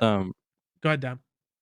I almost bought Yakuza 0 got taken off Game Pass for a little while. Then it came back. Luckily, I almost bought it. I almost did, but then it came back to Game Pass and I was happy. Really? It was off and then back on? All right, it was weird. So Yakuza 0 was the only game that got taken off. I think another one got off with it as well, but the other Yakuza games were still in Game Pass besides those two specific ones. Okay. Then for like I think it was I think Kiwami 1 and 2 were gone too. I thought it was only Yakuza 0 and Kiwami 1. I think Kiwami 2 stuck around with the older ones as well. It was definitely one of the Kiwamis. I got no idea why it happened, but it was weird, and I was like, damn, I kind of missed that game. I might buy it again. I never did, but I thought about it. Okay. Until it came back. Yeah. Yeah, I think it was weird. But it came back, so you're good. But would you buy it if it came off again? I'd buy it on PC if I didn't get it for free from you, but I would buy it on PC. If you didn't get it for free, have I given you that much stuff over the years that you're just like, if I didn't get it for free from you?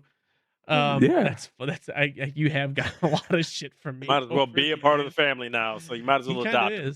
Hey, my son loves Dominic, man. Like, we'll be playing Overwatch. No idea why. But hey, tax season is coming up. Just claim Dom as a dependent at this point.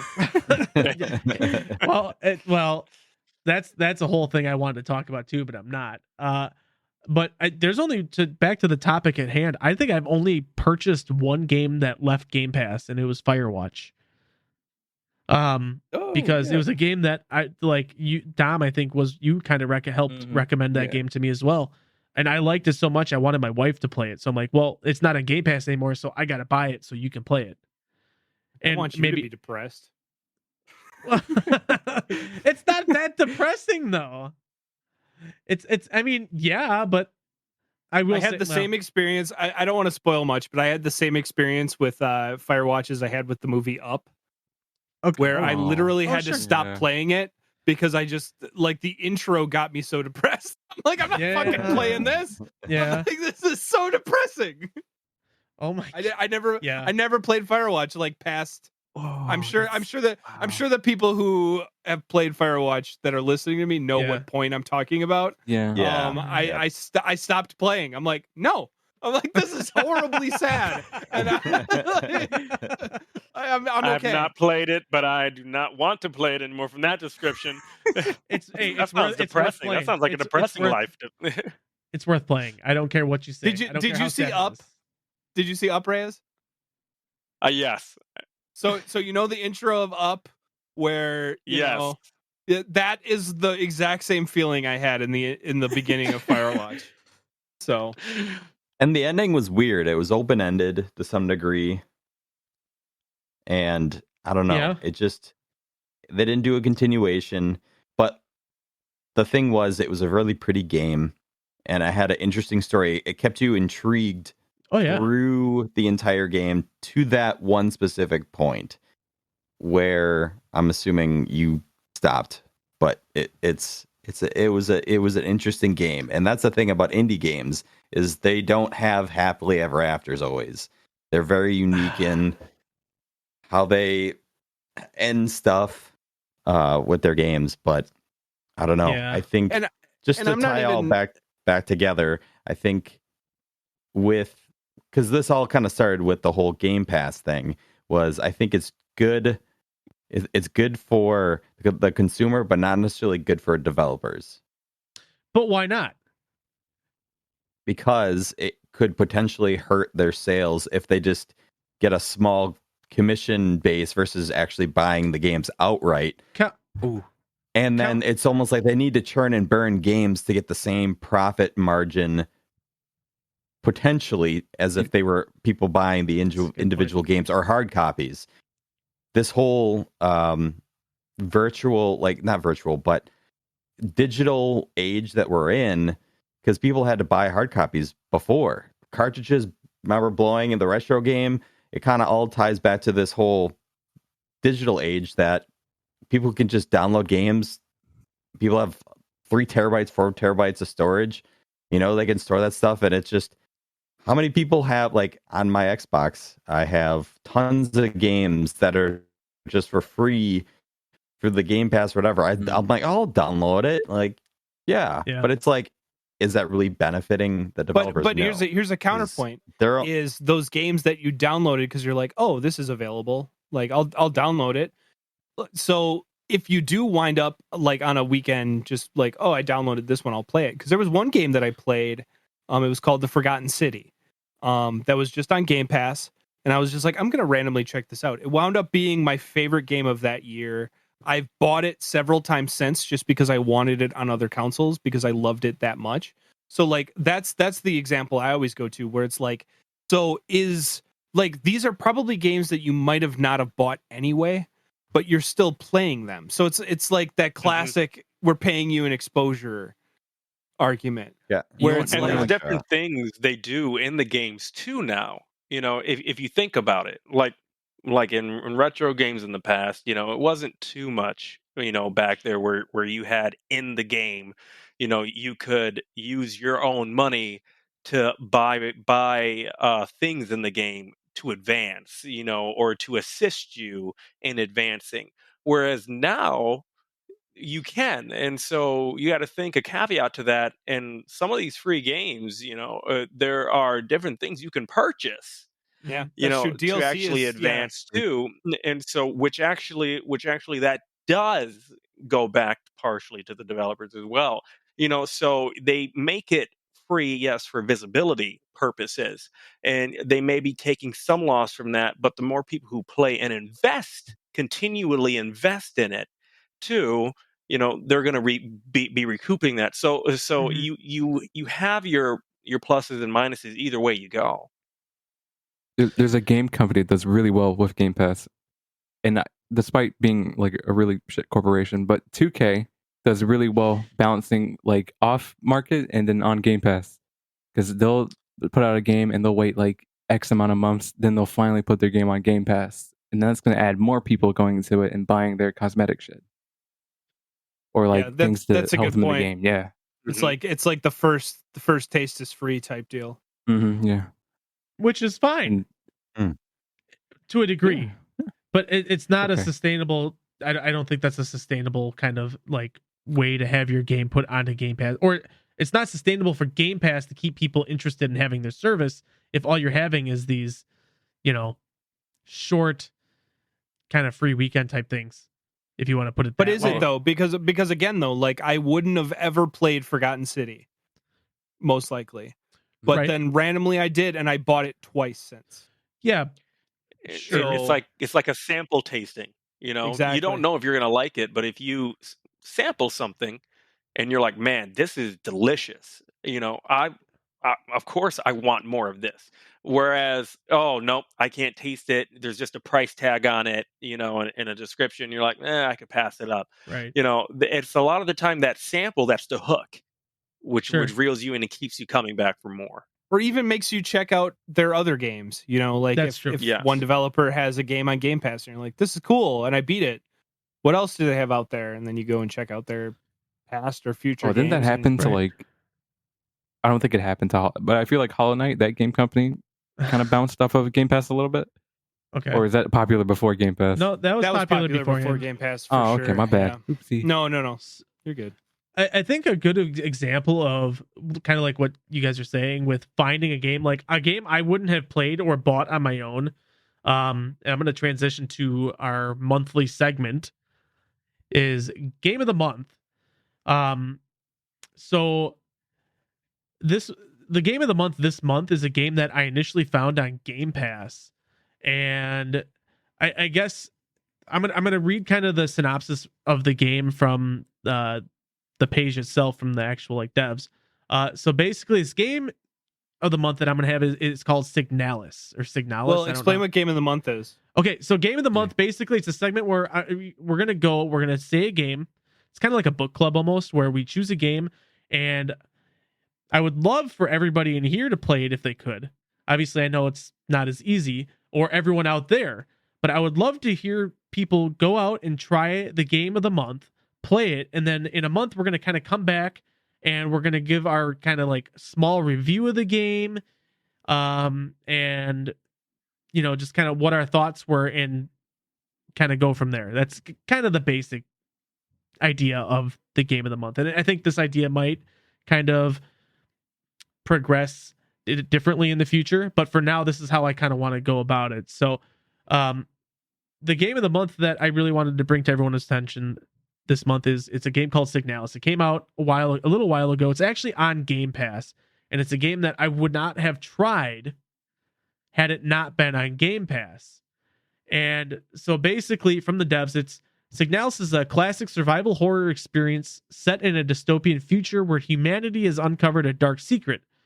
You unravel a cosmic mystery, escape terrifying creatures, and scavenge off-world government facilities as Elster, a technician replica, searches for her lost dreams. So basically you play as this replica,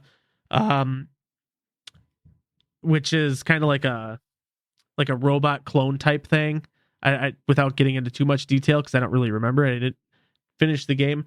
Nice. But this game gave me some really crazy, cool, like Silent Hill vibes, actually, which I'm a huge Silent Hill fan, but it's like if Silent Hill was in a dystopian sci-fi future kind of setting. I mean, it's not like a game that's going to blow you away visually, even though it has this very beautiful pixel artwork style that I really enjoy. So yeah, we're gonna go and play this game this month. Hopefully, you guys are all willing to join me in that venture. Same thing with you guys out there listening out in the crowd. The game is called Signalis, and it's actually free on Game Pass. It's not a full AAA feature game or anything like that, but definitely one worth checking out. I know I played it and got pretty deep into it, but I really want to go back and finish it and kind of give everyone my thoughts on that. So, who's in? Raise your hands. Yeah, everybody. I'm in. Woo. Josh, I know you're kind of. I know, and nobody else. They're just like, "Fuck you, Post." I know, Reyes, I'm you're raising not my gonna play. invisible hand. Reyes is like, thumbs up. I'm not fucking playing it. So, I'll check it out. I'll check it out too. I'll bite for the game you didn't finish. Excellent. So we have one in chat. Hey, one in the Twitch chat says maybe. I really do recommend it if you like games that are kind of, like I said, the best way I could describe it was a pixel art Silent Hill in a futuristic dystopian future. So it's actually pretty cool. I got really into the game before I got busy. So like, quick question about it. Is it like a horror game? Kinda. If It's more of a. if it's Outlast level, then I might struggle a little bit. No. Oh, thank God. I mean, it says Not like that. survival horror experience. Oh, okay. Survival is kind of. It's more like I say, when I say Silent Hill, that's more so the style of gameplay you should be expecting here. It's definitely more of a Josh, maybe if you want to help me out with kind of what I'm trying to say. So I played a half an hour of it when it first came out, and I liked it a lot. It's just I didn't have time to play it at the time. Yeah. But yeah, it's 2D, so it's like 2.5D ish. But it's like pixel art 2D style. And so like don't expect like Outlast levels of like Visuals. horror, like Or jump horror. scare type deal. Yeah, like that's not what it's going for. It's more like the atmosphere. But it's more so based on like Post said, like that classic 1998 like Resident Evil, Silent Hill. Like you're learning about the environment, you're solving puzzles, you're experiencing the story as it goes, but there is a threat there, and it has a very good kind of eerie tone to it, not necessarily horror. How is the storyline so far, though? It's great. Post-mortem. I had a few hours into the game, and I'm picky with the games that I play, and I really have to feel captivated and immersed. Shut up, Dom. You know, dude. Dom always gives me shit because I can't finish playing a game because I hate something about it. It could be the dumbest thing. But it was a game that do Ryan post flip flop?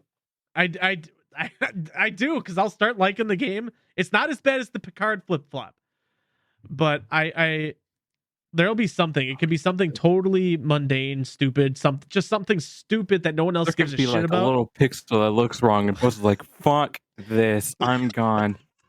That sounds like the Picard flip flop. It's not. I'm not as vocal about it. I'm just like, yeah, no, I'm just never gonna play this again. I'll be quiet about it. So yeah, let's give that a shot. We'll come back in 4 weeks and we'll discuss it. And hey, who knows? Maybe we'll in the future, maybe it'll be like we gift a copy or a code of the game or something to somebody. Who knows? Maybe. Oh, that sounds maybe fun. Not Dominic though. He wins every code. Dude, he does. I don't. Anyways. So I think this is becoming a recurring trend on the show so far. With so many people, there's a lot of opinions to get across. So there's a couple things I wanted to bring up before I think we wrap up the episode today. So we're not spending 4 hours, 3 hours an episode and getting everyone in trouble with their female companions. Okay. So because otherwise it's gonna happen again. And I don't want that to happen. So because I think what was it, Logan? I think last time you're just like, oh, show's over. He turned off the computer so fucking fast. He's like, I'm out of here, bro. He was. He's like, he couldn't wait. He couldn't wait. I thought we were done. We were all like, bye, wait a minute. Where's Logan? Logan's already gone. I thought we were done. Yeah, I think we talked for another like 30 minutes after that, didn't we? After the show ended. Yeah, something like last week? that. Yeah. Anyways, it was funny. Before we go into the final game, we did have a viewer question. And this is more so an opinion piece rather than a question. All right. So opinions on when you used to have to play games to the end because they didn't have a save your progress option, or you didn't have a storage component to save your progress. Okay, so this is actually kind of goes back to like the retro games more so. So the games that you had to play to the end because they didn't save, or any other kind of like saving feature, and did being able to beat those games in one shot make you better gamer than playing games over time and saving nowadays? Is basically what the question is. I have something to say on this. Well, because back then, being able to play the game in one shot, right? So one, you had to have the time to do so. That was a huge thing, because sometimes these are hours and hours and hours on end. You have to have the time. I remember just being a kid and playing hours. I didn't eat. I didn't eat. I'm just playing. So like you hungry? I'm all like, what's food? And just going. But at the same time, There's also another aspect of it when you didn't have a save option, that if you weren't able to beat it in one shot and you had to start over again and again, the frustrating option of it, having to go all the way back to the beginning, and some people would just quit the game outright, like screw this, right? And so I don't know if it made you a better gamer to be able to do that. I mean, that's something that you could be prideful about. Like, hey, I was able to go through this entire game and I didn't die. I'm proud of that fact.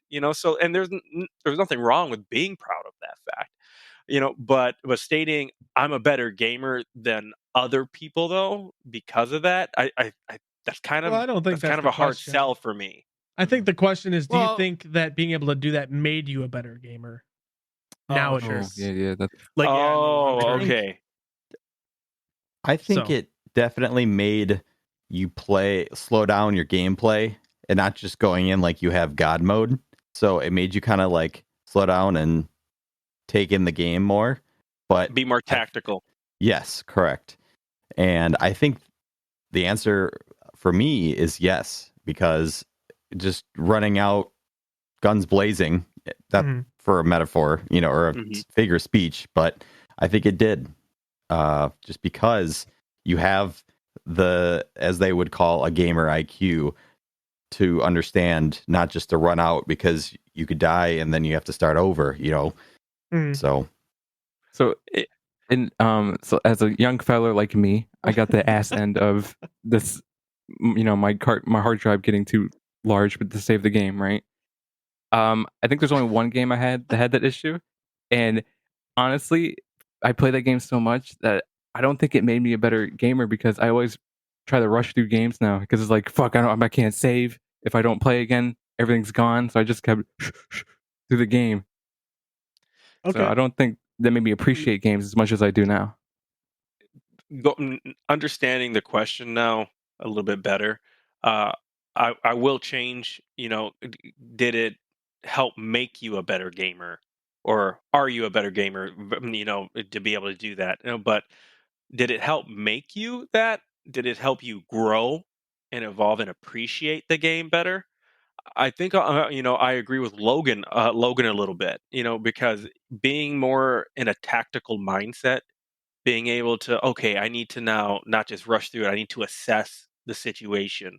But also at the same time, I feel that well, nowadays, and this is just a personal opinion, so just a personal opinion, and people can rebuttal and they can have different perspectives. I'm perfectly okay with that.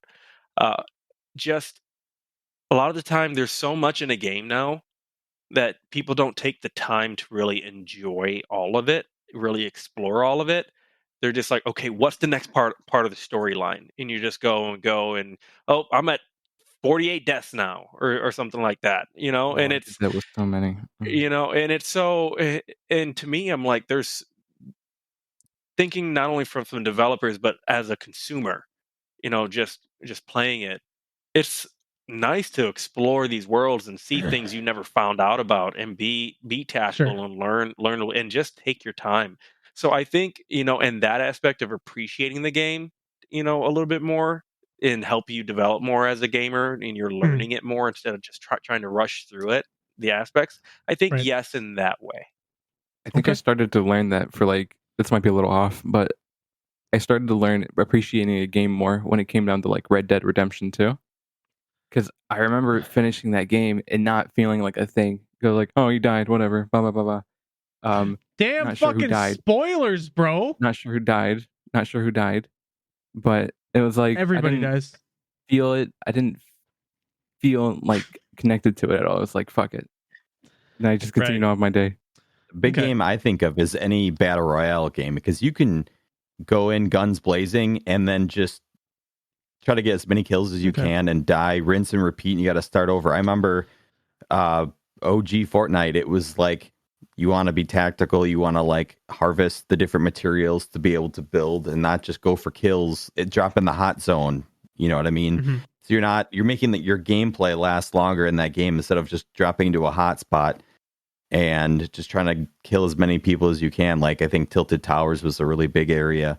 But dropping like at a city area, making your experience in that single battle royale game last longer, I think is the big thing that I thought of.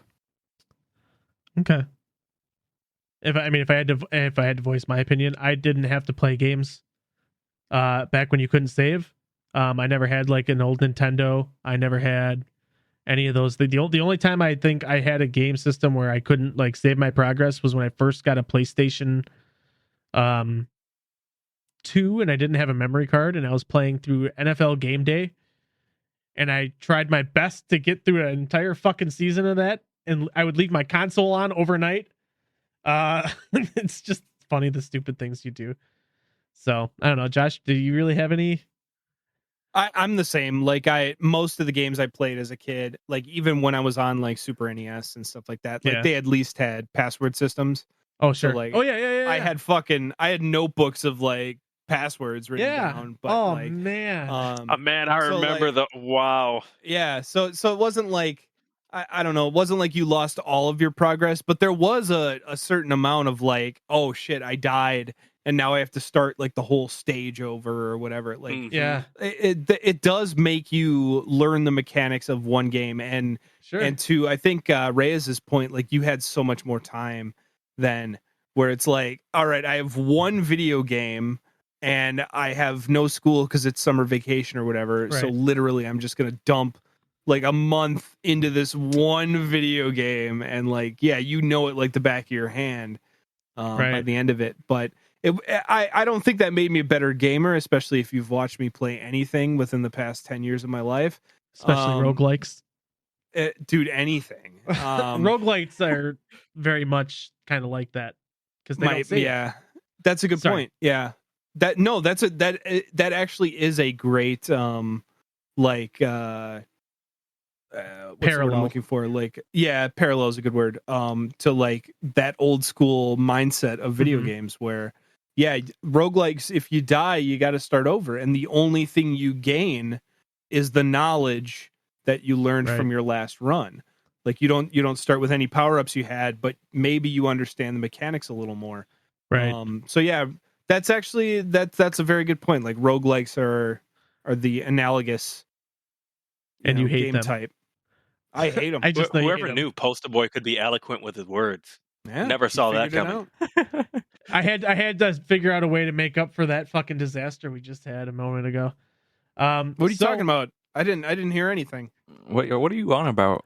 I have mental diseases that I don't like to discuss. So Was to that finish a the show- jab at me because I pointed out last week how I'm on medication now? Post. No. Is that what this was? No, it was. I thought I was letting you guys into something here, and now Post pokes fun at it. No. This is supposed to be a safe environment. I what remember I things thought. that apparently never happened. That's all. And now you guys know my dirty secret. Okay, so Oh, we're gonna don't say that because Dom's gonna mention old age again and dementia and shit. I mean, come on. Well, that's more schizophrenia than it is dementia. It's building up.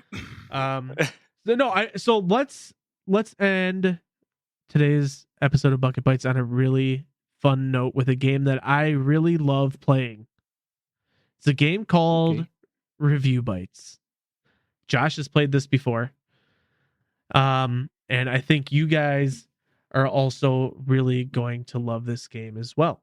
So basically, the premise of this game is I'm going to read off a review. I've got a few different games here. Oh, I love this. Yes. It's a good game. So, here we go. I found the file. So we're good. I've got 1, 2, 3, 4. I have 4 games. Okay. So basically I'm going to read them off, and the first person Can I give a recommendation? Absolutely. You have 4 games and 4 players. So I say what you do is you go in a circle and give each of us a chance instead of just having us yell it out. Oh man, it's hard because I don't. Okay. But you go in a circle. You know what I'm saying? Okay. So you start. Sounds all right. Let's say you start with Dom, and then you start with Logan, then you start with Reyes, and then you start with me. Okay. But you All right, go. we can you do go it that in way. unless you guys disagree, I just think that's a fairer way to do it than just having us all scream it out. Okay. So basically, I think we'll take that and we'll run with it. So I'm gonna start with Dom. It'll be Dom, Logan, Reyes, Yay. Josh. Okay. So I'm gonna do this. If you don't know the game, it'll open the board to the rest of the players. And the first person to name it out after I open the board gets the point. That sound better? Cool. Sure. I like that. All right. So I'm gonna give you one hint basically for all of these. Okay. I have about 400 video games in my Steam library as it stands. Wow. The hint, Okay, which is yeah. not a lot in comparison to somebody like Josh.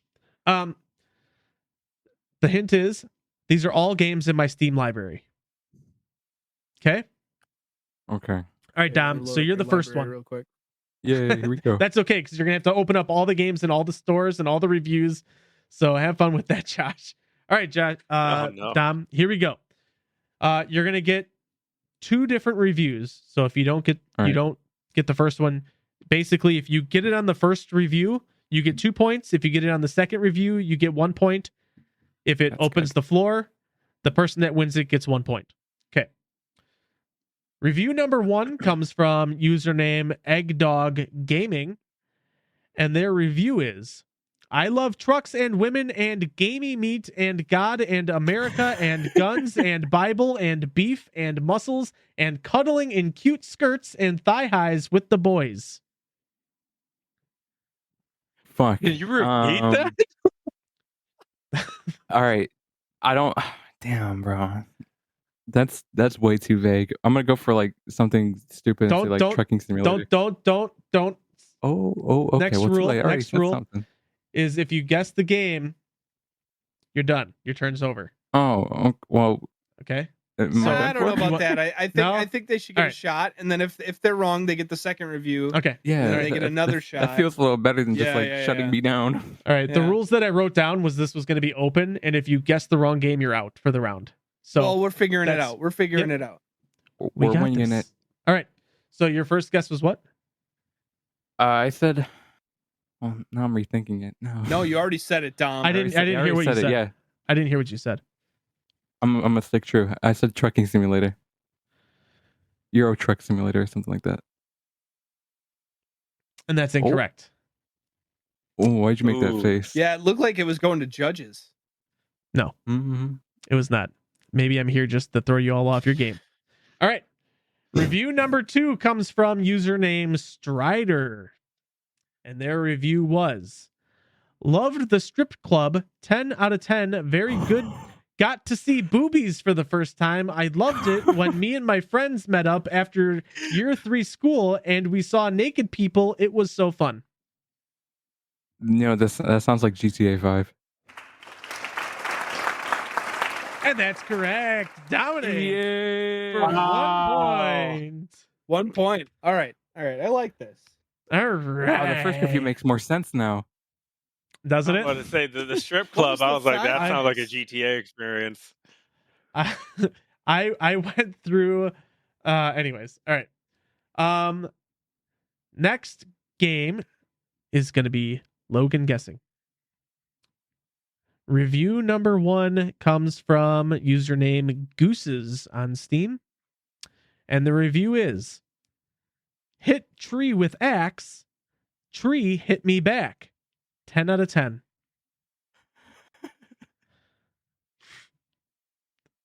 Hit tree with. I'm trying to think of the name of the game. It's Valheim. That's correct. Valheim. Wow. 2 points. For 2 points for Logan. Don't First call guess, it a look at that. comeback. Don't call it I a almost comeback. said Valhalla. But I'm like, no, that's not it. Glad Just you got for that one. I never would have guessed that. just for fun, review number 2 came from Canna, and it was: I lost my stuff while sailing to find the one piece. I went back for it on a raft and died to a mosquito. I returned once more on an actual boat to be chased by a sea monster while in a big storm, and then died to the same mosquito. I know this one. So that was, it was the same. Yeah. So good job, Logan. You got Valheim. Congratulations. Damn. Oh, this is gonna be brutal. Okay. Reyes. Oh no. I don't know if you're going to get this one. All right. Review numero uno comes from username Some Hurt. And the review is, I learned a phrase from this game and it goes like this. Make sure you're dressed nicely or girls won't want to kiss you. Went to school with suit, gave flowers to a cute girl. Girl threw flowers on me and called me a creep. 10 out of 10 would cry again. Oh, okay. This one actually has 3 reviews, by the way. Oh no. So if you get it on the first one, you get 3 points. Jeez. So what I was hoping was that the phrase would have been the trigger of make sure you're dressed nicely or girls won't want to kiss you. Don't specify. I'm anyways. Okay. Just read the review. All right. Review number Reyes, I'm assuming you don't know yet. I don't know it.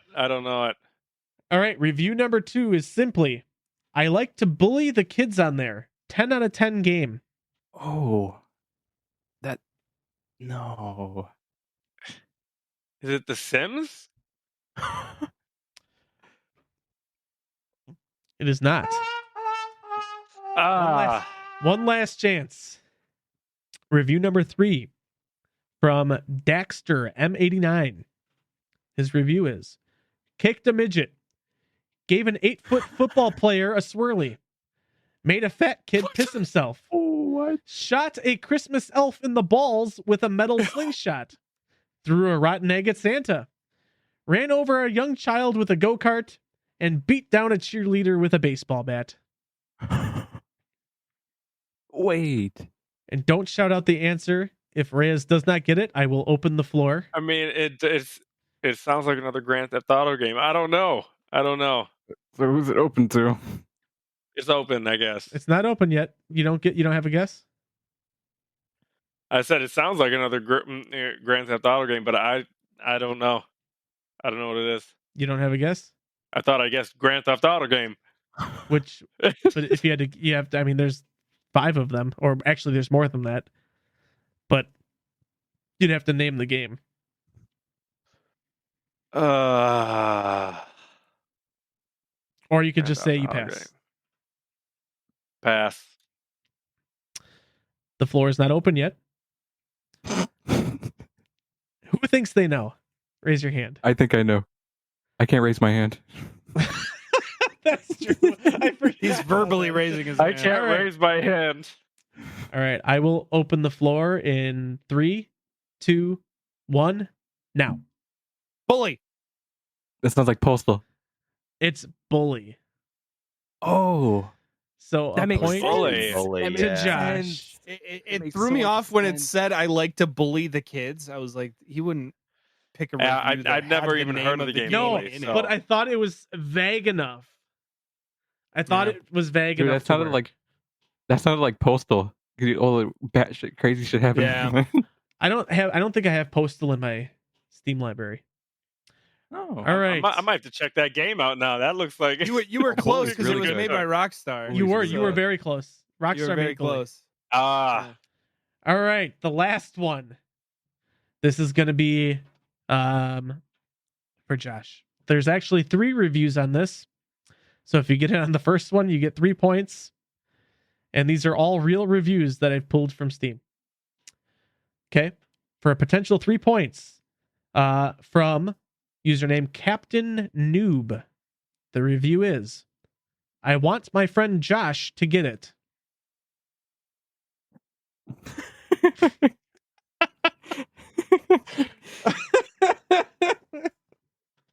Returnal? I don't know. hey man, a guess is a guess, but that is incorrect. I just thought this one would be the funny one to give to you. All right. So this is actual first review out of 2 then. Okay, review number 1 from MF Coom. And by the way, the first one was an actual review on the game. I just want to throw it out there. All right. The review is PTSD warning for that time you had holding the flashlight for your dad. Flashlight for your dad.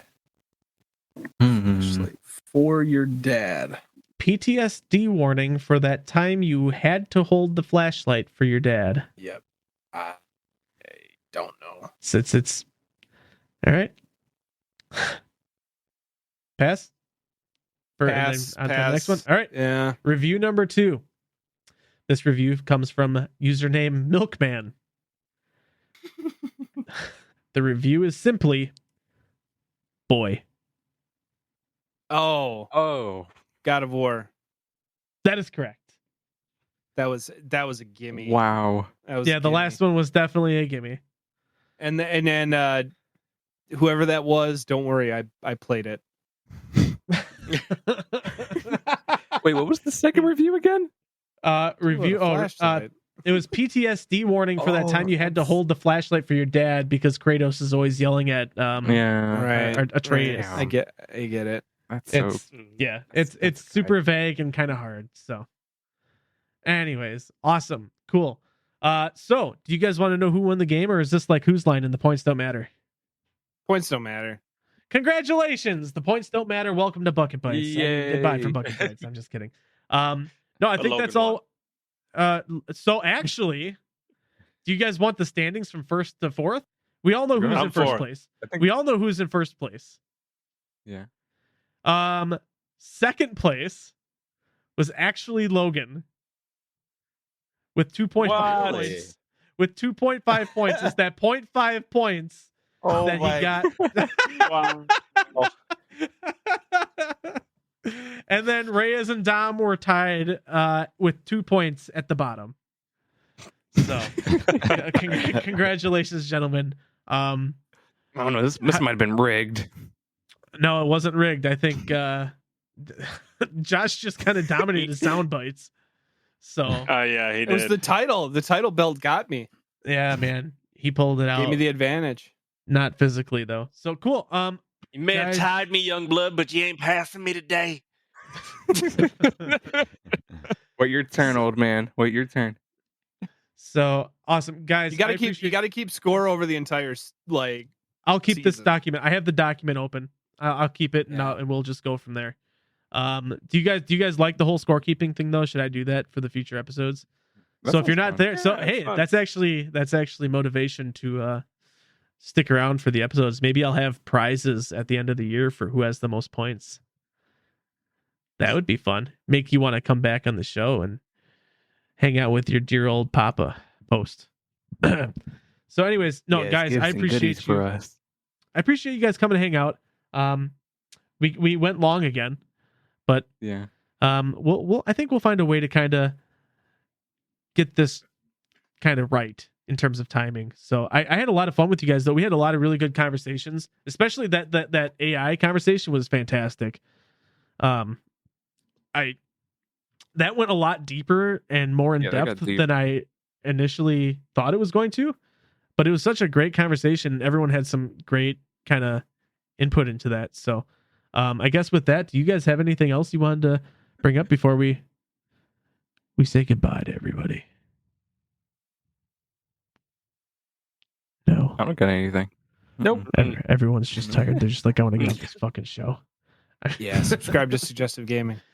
Huge shout outs to Suggestive Gaming and Nuclear Coffee for being both official and unofficial, but both technically official sponsors of Bucket Bites, as well as our Patreon supporters, Ryan P and John F. To be bag about it. We'll be back again next week, Friday, with our live recording here on Twitch. Podcast will be posted again normal Mondays, Sunday maybe. Maybe I'll be able to get it done on Sunday. I'm not sure. I got Bacon Fest on Sunday. I'm going to this week. Bacon Fest. I'm going with my dad, and we got the VIP tickets for that. I don't know what VIP's you get. the Bacon I Fest. don't know. Say, what does that entail? all I know is I get a shirt and like it's at Pato. So I get a shirt and some other shit. And I think that'll be kind of fun to talk about next week. But I appreciate you guys coming for hanging out. All of you viewers out there, thanks for coming to hang out. You can always check us out on all of our socials at linktr.ee/bucketbytes. You can find us all there, or the newly formed www.bucketbytes.gg is now a thing also. So that'll take you to our Buzzsprout page. I appreciate everyone for coming to hang out. Appreciate all the support. And then until next time, I'm Papa. That's Dom and Logan and Andre and Josh. And I got to work on that outro. We'll check you guys later. Till next time. Bye-bye. Peace out. Bye. Bye. Bye. Hey.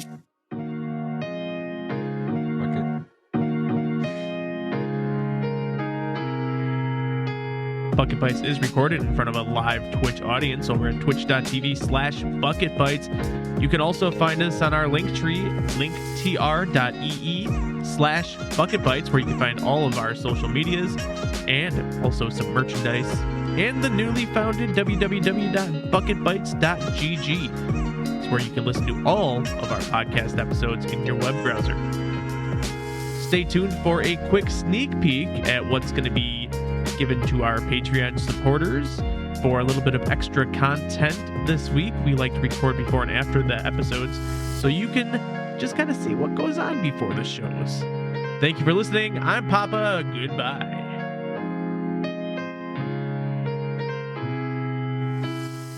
Have you never heard of the Do? No. What's the Do? Dude, you're a YouTuber too. I know the. I do the Do dude. often. Look up the Do with 3 O's on YouTube, and prepare your minds to be blown. Seeing people's reactions and being like, I've been searching to find you for years, and they're getting their reaction. They're just like, this is amazing. It's there's some really cool ones where people react like, you got me So he through does some of it- the darkest times, and yeah. He does it like on Omegle. Yep. It's interesting because I've only seen dicks.